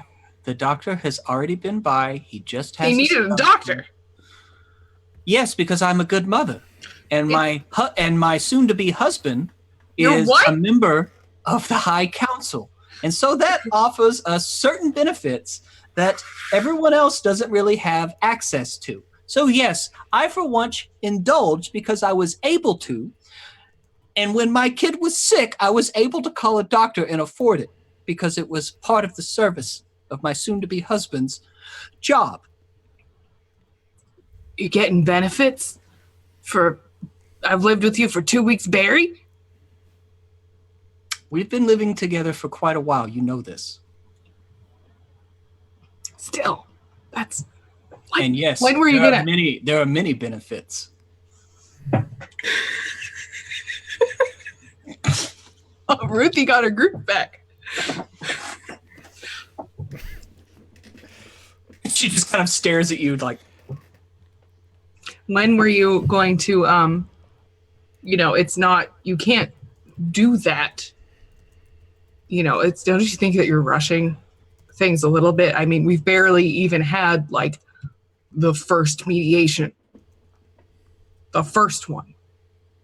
We've had a couple. It's been a couple of years now that we've been going through this. What? No, we broke up like 2 months ago.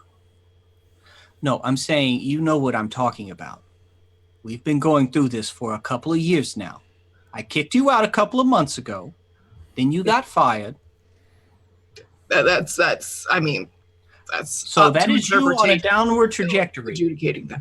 Exactly. That is you on a downward trajectory. That's not a nice way to talk about somebody's transitions in life. It is. I thought it was just an observation. When you lost your job at the law firm, I didn't tell you that it was a downward trajectory. I said, okay, we'll figure something out. And then we had the twins. Mm-hmm. And that's all that ever happened. Then it was the twins forever. Well, it was 2 children I had to take care of, so I couldn't go back to work. So I needed you to be better, and you weren't. And I was a regulator for 12 years. Yeah, you were. Yeah. Except what happened there at the end, huh? How do you plan on paying child support with no job?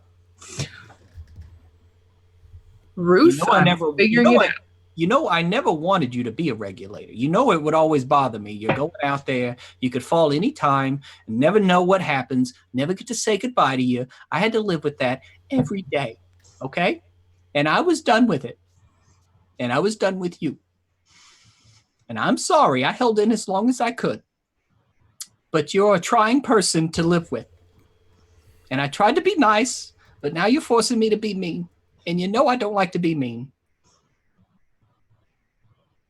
You don't like to be mean.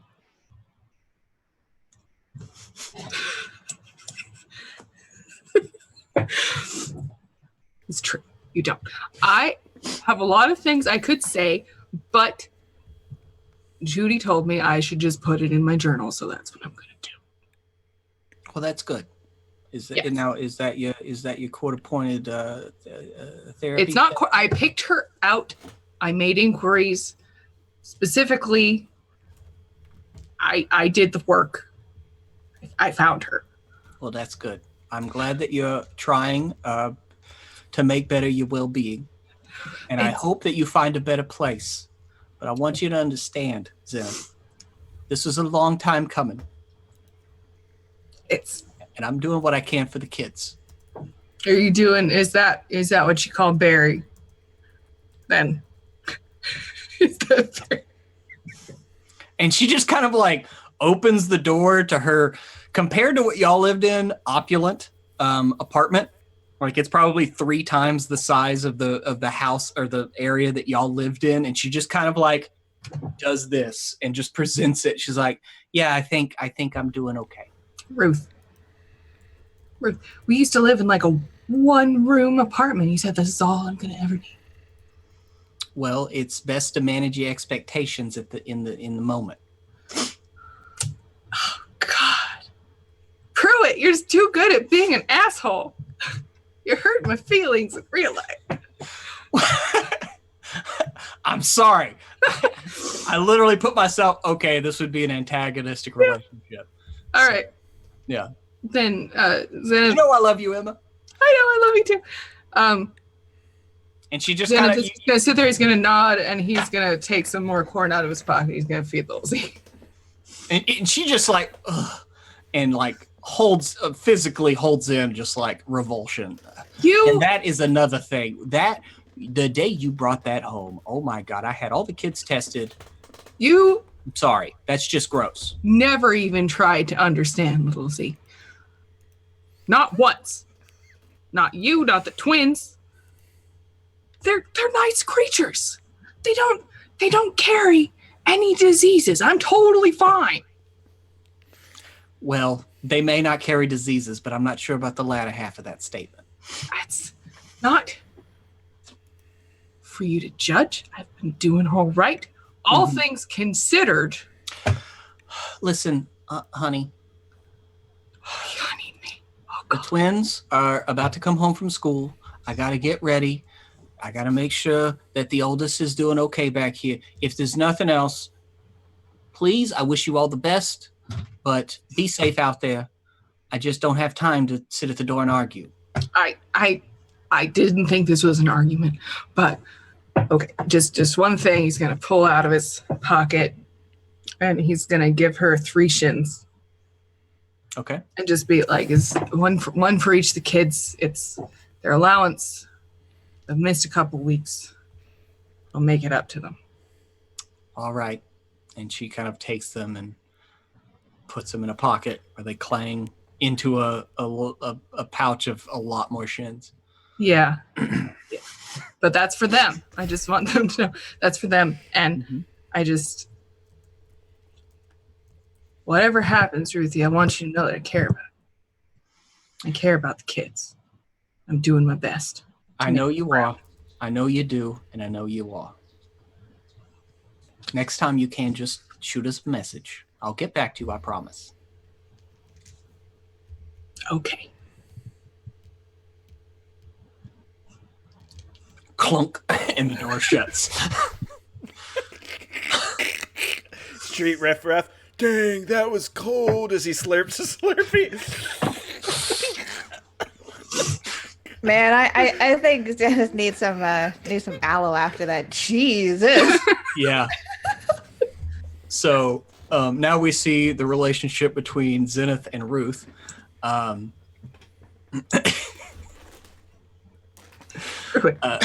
sorry. I'm so sorry. I mean, you did this to yourself, Emma. Let's be real. You said I want an ex-wife with 3 kids and a new partner, and you made that new partner the head of your society. The head of your society and also your kids' teacher at some point. Like, you did all of that. And so this is the end result of that. Daniel Stern. Unemployed Daniel Stearns or up-and-coming teacher become politician. This was absolutely like, here, Pruitt, how's my knives? Yeah, just stab me in the heart as much as you can. It's like they say in Polaris, don't speak it into the fiction unless you actually want it to happen. Oh, Yeah. It And just so- hurts so- so much. There we are. I want to say I'm sorry, Emma. It's fine. It's going to be just like that every time. So, It hurts. so I do like the voice that I finally settled on her, though. Oh, it was so great. good. Yeah. So anyway, She spent some of her youth in Queens.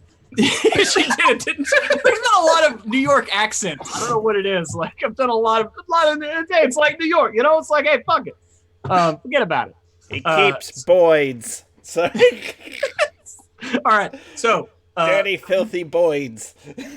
we're staying in the High Council tower because Zinnia, you just landed. Okay.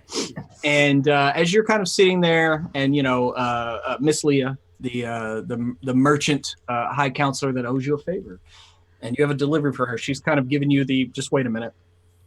And in that time, you've seen a weird, wiry looking dude with big fluffy hair kind of come by on a zip line and get haggled by someone, and he yells out as he marches across the chambers, and everything kind of comes to a standstill.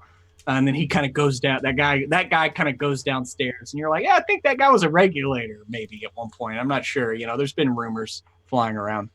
But in that moment of quiet, it looks like Leah, she she has finished our conversation, and she's kind of jotting some notes down on like a pad of some kind, and you just kind of see her without looking, just kind of give you a motion to come over.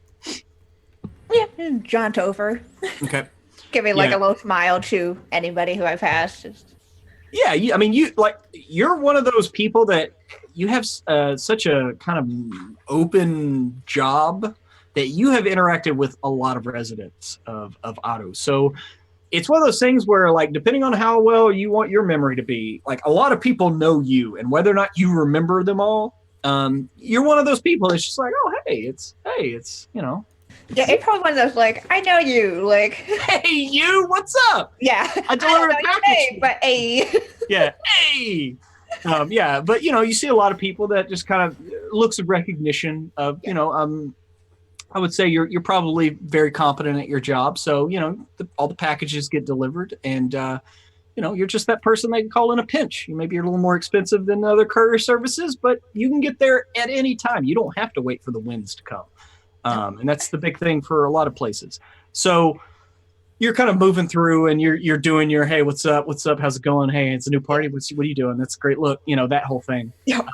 And you make it to the council's table, where you can see Leah, and she's jotting notes, and it looks like she's taking like notes of at a glance. You kind of like look down and you can see like there's figures, and it's like missing, things like that, like people that are missing right now, areas that need to be fixed, areas that need to be reinforced, areas that need to be looked after.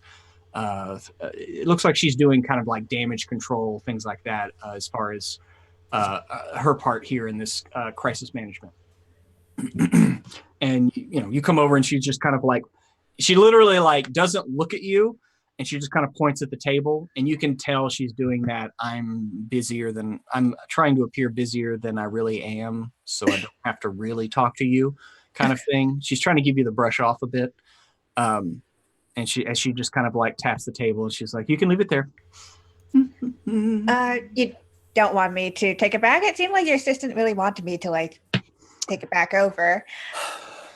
Well, unfortunately, we've had a bit of a crisis. So I did see something about that when I was, heading over here. yes, it's not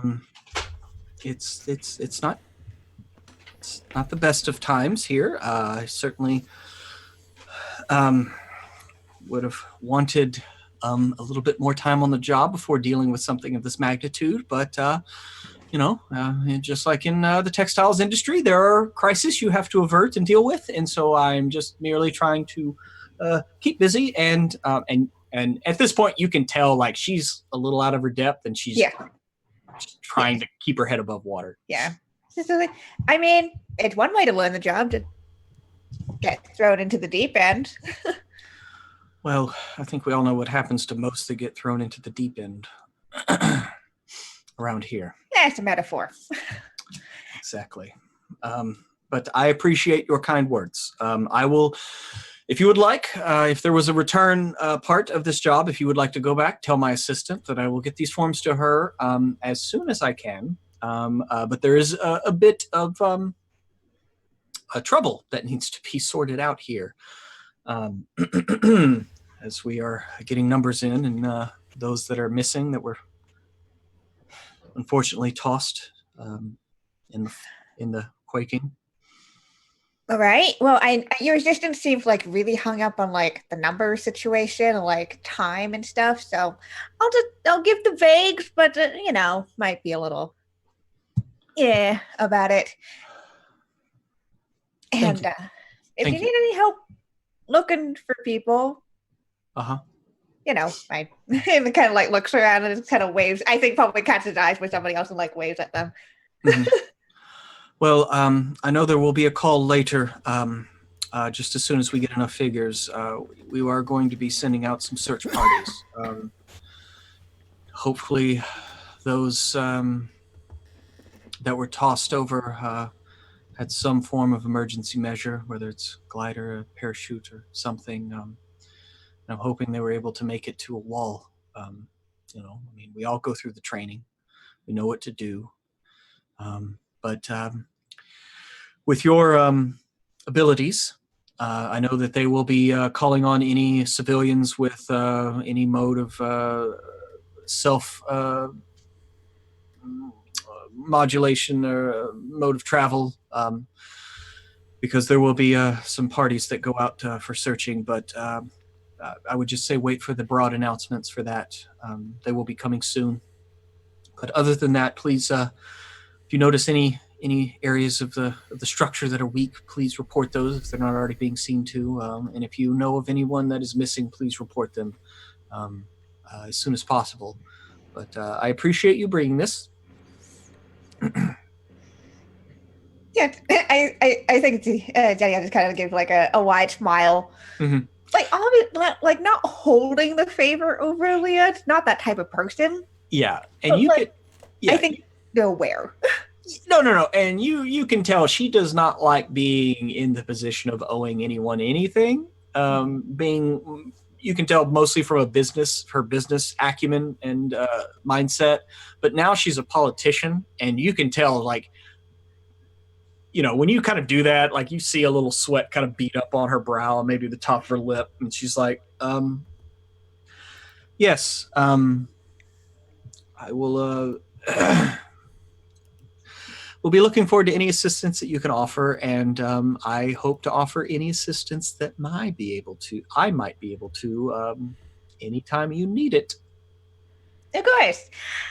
Right. Well, if you need me, just ping me.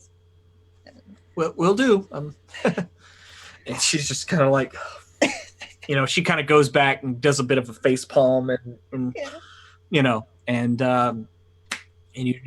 I guess do you just depart the chambers? You're about to head back? Yep. Just Okay. again, do the fun like hello to whoever she recognizes. Yeah, totally. I mean, yeah, you're jovial, right? Yeah. You light up a room, and so everybody who's done business with you, it's like they love saying hey and what's up. Yeah. Moving over to Baz. You've calmed your kids. What Well, they're not my children. They belong to the city. Oh, well, excuse me. You've calmed the kids at the orphanage that you have named, and they look like they're pretty much they're kind of going about doing activities, whatever. Some teachers come out and start bring up little like data pads basically, and they've started teaching them some lessons and everything. So Baz, what do you do as the teachers are trying to keep the students distracted and calm here? You can see others kind of walking out of the orphanage itself and kind of checking the structure. What do you want to do here? I think I'm going to make my way for that cozy little library of mine. I want to make sure it's intact. Okay, yeah. The Treehouse Library, like nobody really understands what the reference to it is. One of the people in your group basically took over the function of the library and renamed it when they came here. They have since passed, but the name remains. And I mean, you know what a treehouse is. Yeah. You've seen one, but everyone else here is just like they don't really understand it. But the one thing that the Treehouse Library does have is it has the only wooden table in the city of Aru, and it is it is a large, like a hall table. It is very old, but it is very well kept. Like the people here, they oil it down, they keep it nice and smooth. Everybody here is respectful. Nobody etches in it or tries to steal it.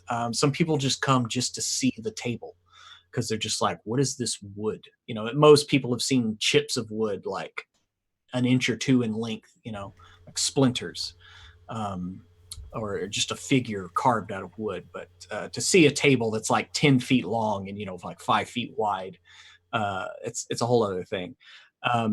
Yeah, you move over to the Treehouse Library, and it is. I mean, it's not really that worse for wear, although a few of the shelves did get tossed in the quake, and so the current librarian there is busy trying to just basically pick up all the books. They're kind of sitting in front of one of the shelves, kind of lining books up to be put back on the shelf. But you see 3 or 4 other shelves that have been tossed, turned over. All right. Yeah. Can I roll a 10-sided die to see how attractive that librarian is on a scale of 1 to 10? Sure. They're a 9. They're a 9. An Aru 9. Woo! All right, Yeah, I'm gonna go assist him. Her name is Asta. Sweet Asta. I'm messing with Trey. So Asta, and I'm gonna put it here. She's a 9. She's 9. I'm gonna go ahead and further that. She is what is considered a natural 9, meaning at any time in the day, just waking up in the middle of a hangover, like she's that 9. So I've met 1 or 2 natural 9s in my life. Anyway, angels from heaven. Yeah. Angel straight from heaven. So yes, the librarian here, Asta, she's approaching middle age, but she looks just as fit, hale, and hearty, and she has a set of very small, like wireframe spectacles that she kind of wears. Total librarian look, hair's up in a bun, up in a kind of a ponytail kind of thing. Cat eye glasses. I got it.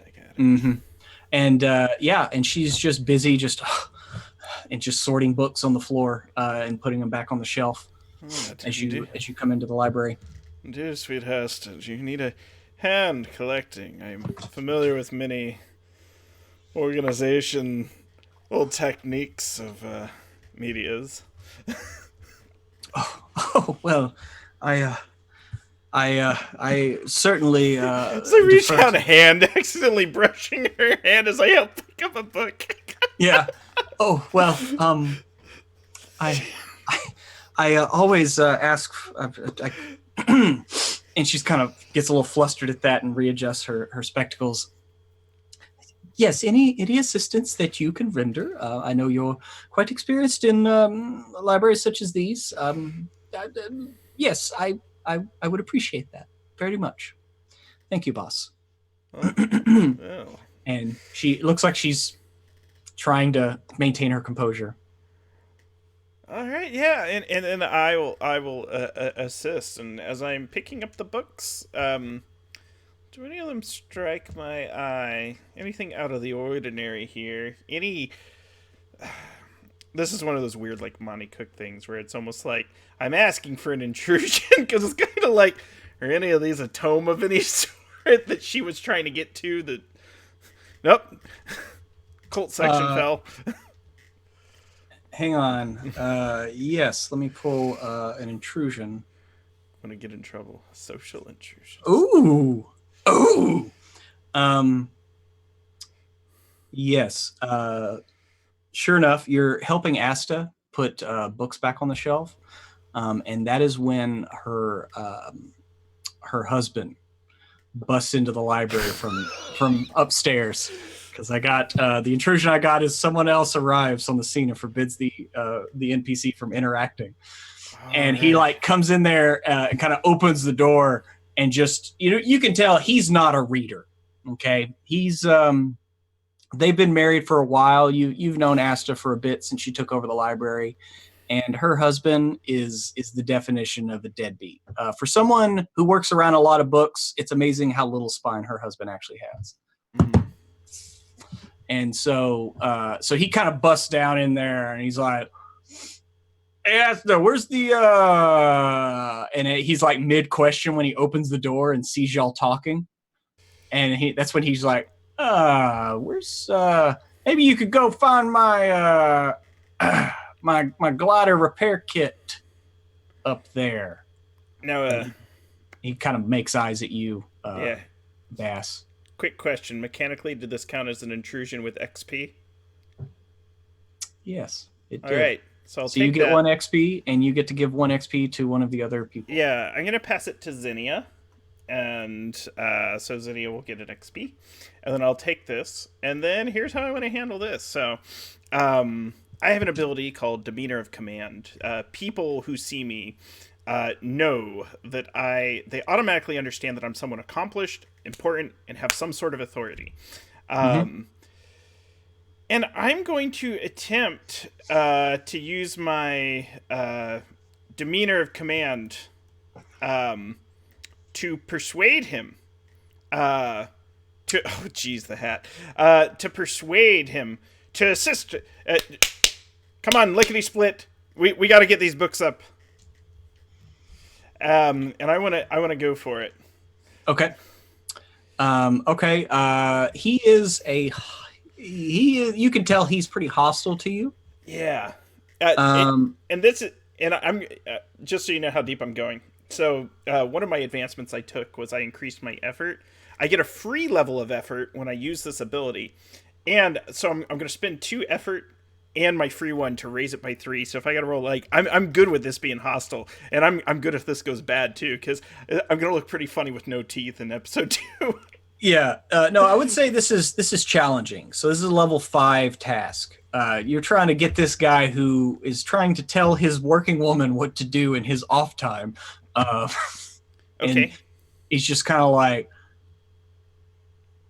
staring at you as you're telling him, commanding him to help her with the books. Mm-hmm. So I'm going to spend 2 effort, and I get a free 1, and I rolled 20-sided die, and I got a 9, which would be good enough for task difficulty at 3. Yep. Reducing it by 3, I think it's a 2, so a 6 or higher. Yep. So you managed to, and he's a little slow in the uptake, but he kind of like looks around and sees how busy his wife is, and he's like, "Oh, all right." And he goes over and starts like trying to help, but you can definitely he's bad at this. You can tell you're sure he probably can't read. As he's like trying to put stuff up, but he's not putting it in the alphabetical order. Yeah. And I'm just gonna let him. I'm gonna be like, and if you're not too sure what they say, ask her what they say. She'll tell you where to go. Wow. And it looks like he wants to protest about being told what to do by his wife, but he kind of your mantle of command. Your mantle of command kind of keeps him. All right, and he kind of, honey, does this go here? And she kind of looks at you and then looks back, and you see almost like a look of just like thank you. And she's like, yes, you can put this here, honey. You know, if you want to come down and help sometime, you can. I can teach you. And they kind of. I'm slowly backing out. Okay. And scene. No, tell me what you want. And yeah, they it looks like that he's actually trying to help her out a little bit, as you kind of set him on the right path, and maybe you made a difference in their life today, boss. I hope I did.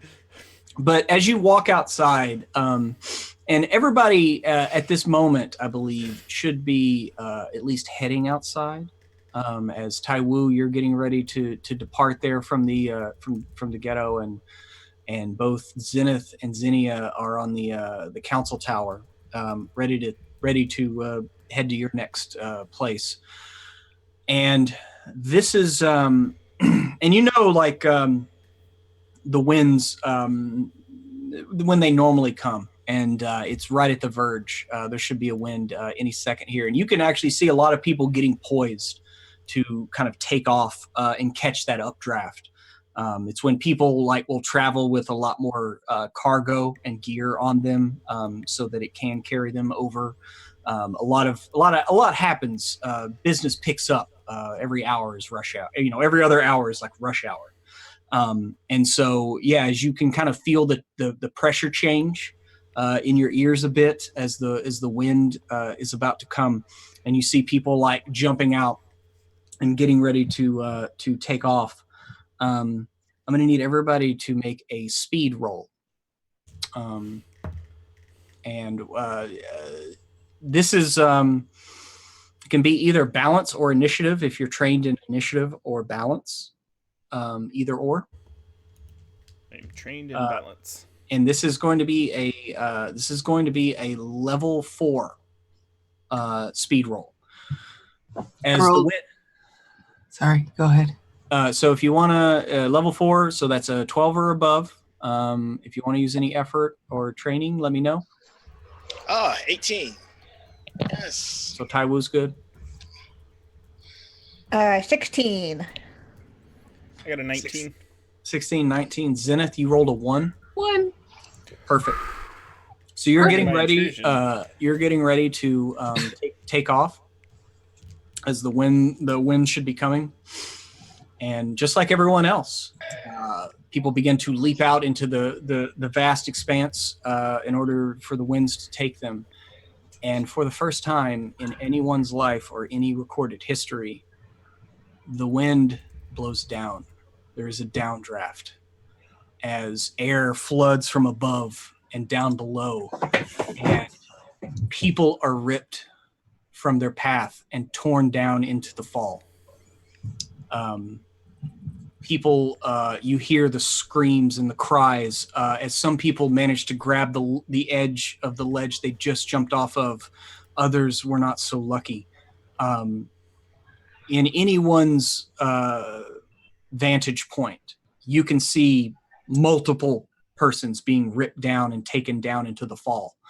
The air is blowing with the same veracity as it would normally be in an updraft. And also, one thing you hear is the groaning of the city itself. As the way it was built down was originally, it was built to kind of withstand and kind of break the wind as it flows upwards. And there is no such planning for this direction, as the entire city is just clinging to this grating by bolts and clamps that, like I said, no one knows exactly how old they are, but you definitely hear groaning from above. And Zenith, you look over as you're about to jump out on the zip line, and you are just ripped off of the zip line. But one thing that you do see, it looks like your twins were just about to depart school, and they live in a tower not too far away from the council tower. And as you're ripped away, you can see both of the twins' gliders being caught by the wind, and they're being torn down into the fall, the same as you. Oh, no. As you look around, and you, like I said, everyone, you can see at least 20 or 30 people, no matter where you are, just being torn away. And man, it's too early to call it, but that's a perfect moment to call it, isn't it? I think so. Yeah. Sorry. I kind of wanted to be a little bit further, but I love this moment as everyone else manages to cling to the side. But Zinnia, you see Zenith, he popped on a trolley or a zip line about to head out, and he's just, you see him fall. Yeah. And so that second it happens, says, I knew it. I knew it. And that is where we are going to leave off this evening. So let's go around to cast and crew, see how everybody liked the first session, see what they think, and let's see where we're going to go from here. We're going to go in reverse order like we always do. Trey, how was it, man? Hey, man, I like the gear changing, man. I still trying to place myself within the world and get a good idea of how everything is working. Because I know when we were doing the first send off and the world building, it went from really lighthearted to kind of dark. But now that we're actually playing it again, it's like a really good feel, man. I'm really enjoying the characters. It looks like it's going to be a lot of fun. But then just when I think everything is going to be, hey, we're going to enjoy this ride, you go and do some dark shit like this, man, and start snatching people out the sky, man. What's going on with you? I'm an evil person at heart. You're leaving me emotionally vulnerable. I don't know what to do. Well, I hope so. My goal this season is to make one of you cry. And so I think it's probably going to be Emma, but we'll see. Yeah, no, that. Judging by how this episode started. Oh, and once again, I just love being a part of our little community, man. Because the chat and the looks themselves that everybody gives is just brilliant. So I'm looking forward to seeing what happens next week, and hoping that I'm not going to be one of the people crying uncontrollably, having loved ones killed. Man, this is so soon. So soon. Yeah, just so you know. And you want to tell us where we can find you? Online? Oh yeah, of course. Man. My handle, my call sign, my Twitter sphere, Instagram, all of it is at Sintel. Please be a huge supporter of Lights Camera Discovery, where we are forever teaching the filmmaking process to kids and those youngsters that want to get to know the filmmaking process a little bit better. You can check us out at lightscameradiscover.org if you want to know more. Thank you all so much. Awesome. And just so everybody knows, I did do a little illustration. This is what the lands of HEl-A look like, and there's the town of Aru, and then here's the actual chef. So right now, Zenith Dans is somewhere about here, and you're heading this way into the untold darkness that is known as the Fall. And so, Emma, how are you?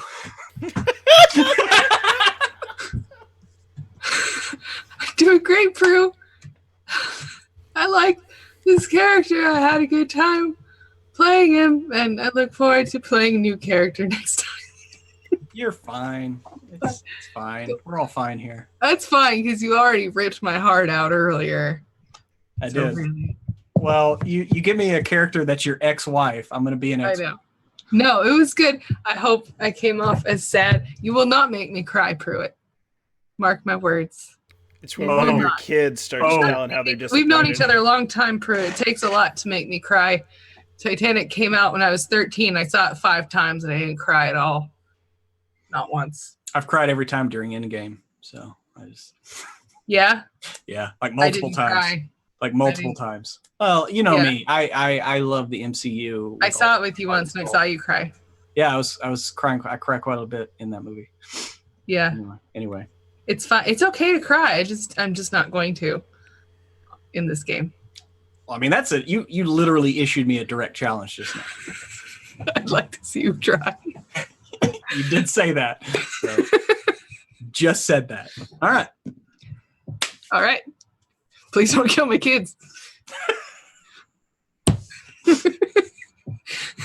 That's a bit of an X card for me. If they can't like. That's a bit of a line. A little bit. I had a good time. I'm excited. I'm extremely entertained by this character and his family life.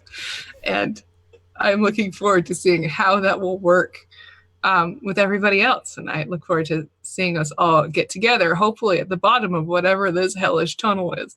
Mm-hmm. Yes, I'm very excited. This whole thing is a breath of fresh air, Pruitt. As it might be. I'm the communications director for WebDM. We do lots of things on the internet that relate to tabletop role-playing games and Dungeons & Dragons. You probably already know that because you're here. Yes, we have a video coming out tomorrow, but I don't know which one it is yet. I think nobody knows which one it is yet. We're figuring it out. No, it's not that. It may not be that one. Oh, okay. It might be something different. And are you guys doing a thing tomorrow? Yeah, I was gonna mention that. Yeah, I'm doing a thing tomorrow too. I'm doing something earlier. I'm gonna be playing on like Katie Face channel. Oh, sweet. And I'm playing. What is it called? It's a Twin Peaksy thing. What is it? Tales from the Woods or something? Is it Summer in Woodlake or something else? No, it's Dark something about Dark Pines. What is it? Just a second. I should have been. Oh, I know what you're talking about. God, name. It's the card-based one? It's card-based one. Yeah. Yes, I'm super excited. I know that one. Yeah. Yes, Tall Pines. It is Twin Peaksy as hell. It's going to be creepy. It's going to be great. That is at 2 Eastern, 1 p.m. Central. and then I'll let Pruitt announce the thing that they're doing tomorrow. So I'm excited. Oh, yeah, me too. Awesome. Kiana, how was it tonight? And let us know where they can find you. Oh man, this was a ton of fun. I really enjoy kind of being thrown into this weird world and just having a character who just kind of just goes with the flow. Makes it really easy for me because then I can't question things. I just do them. Yeah, normally I'm the person who cries in these games, but you know, my character's so lighthearted. I can't imagine why I'd ever cry through it.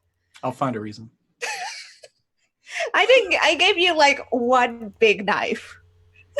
Yeah, no. I mean, I see the knife, and so I'll use it when it's appropriate. Yeah, I'm expecting it to come and stab me at some point. But yeah, I'm excited to see where we go with this. Man, we're gonna be a weird ass group whenever we all meet up together. Jeez. Mm-hmm. So weird, but I love it. Yeah. But you can find me over on Twitter at KianaS. Best way to figure out what I'm doing. Because I'm over the internet doing sorts of role-playing things, whether that's streaming or writing or just shouting into the void. I have a Patreon. I just launched that last week.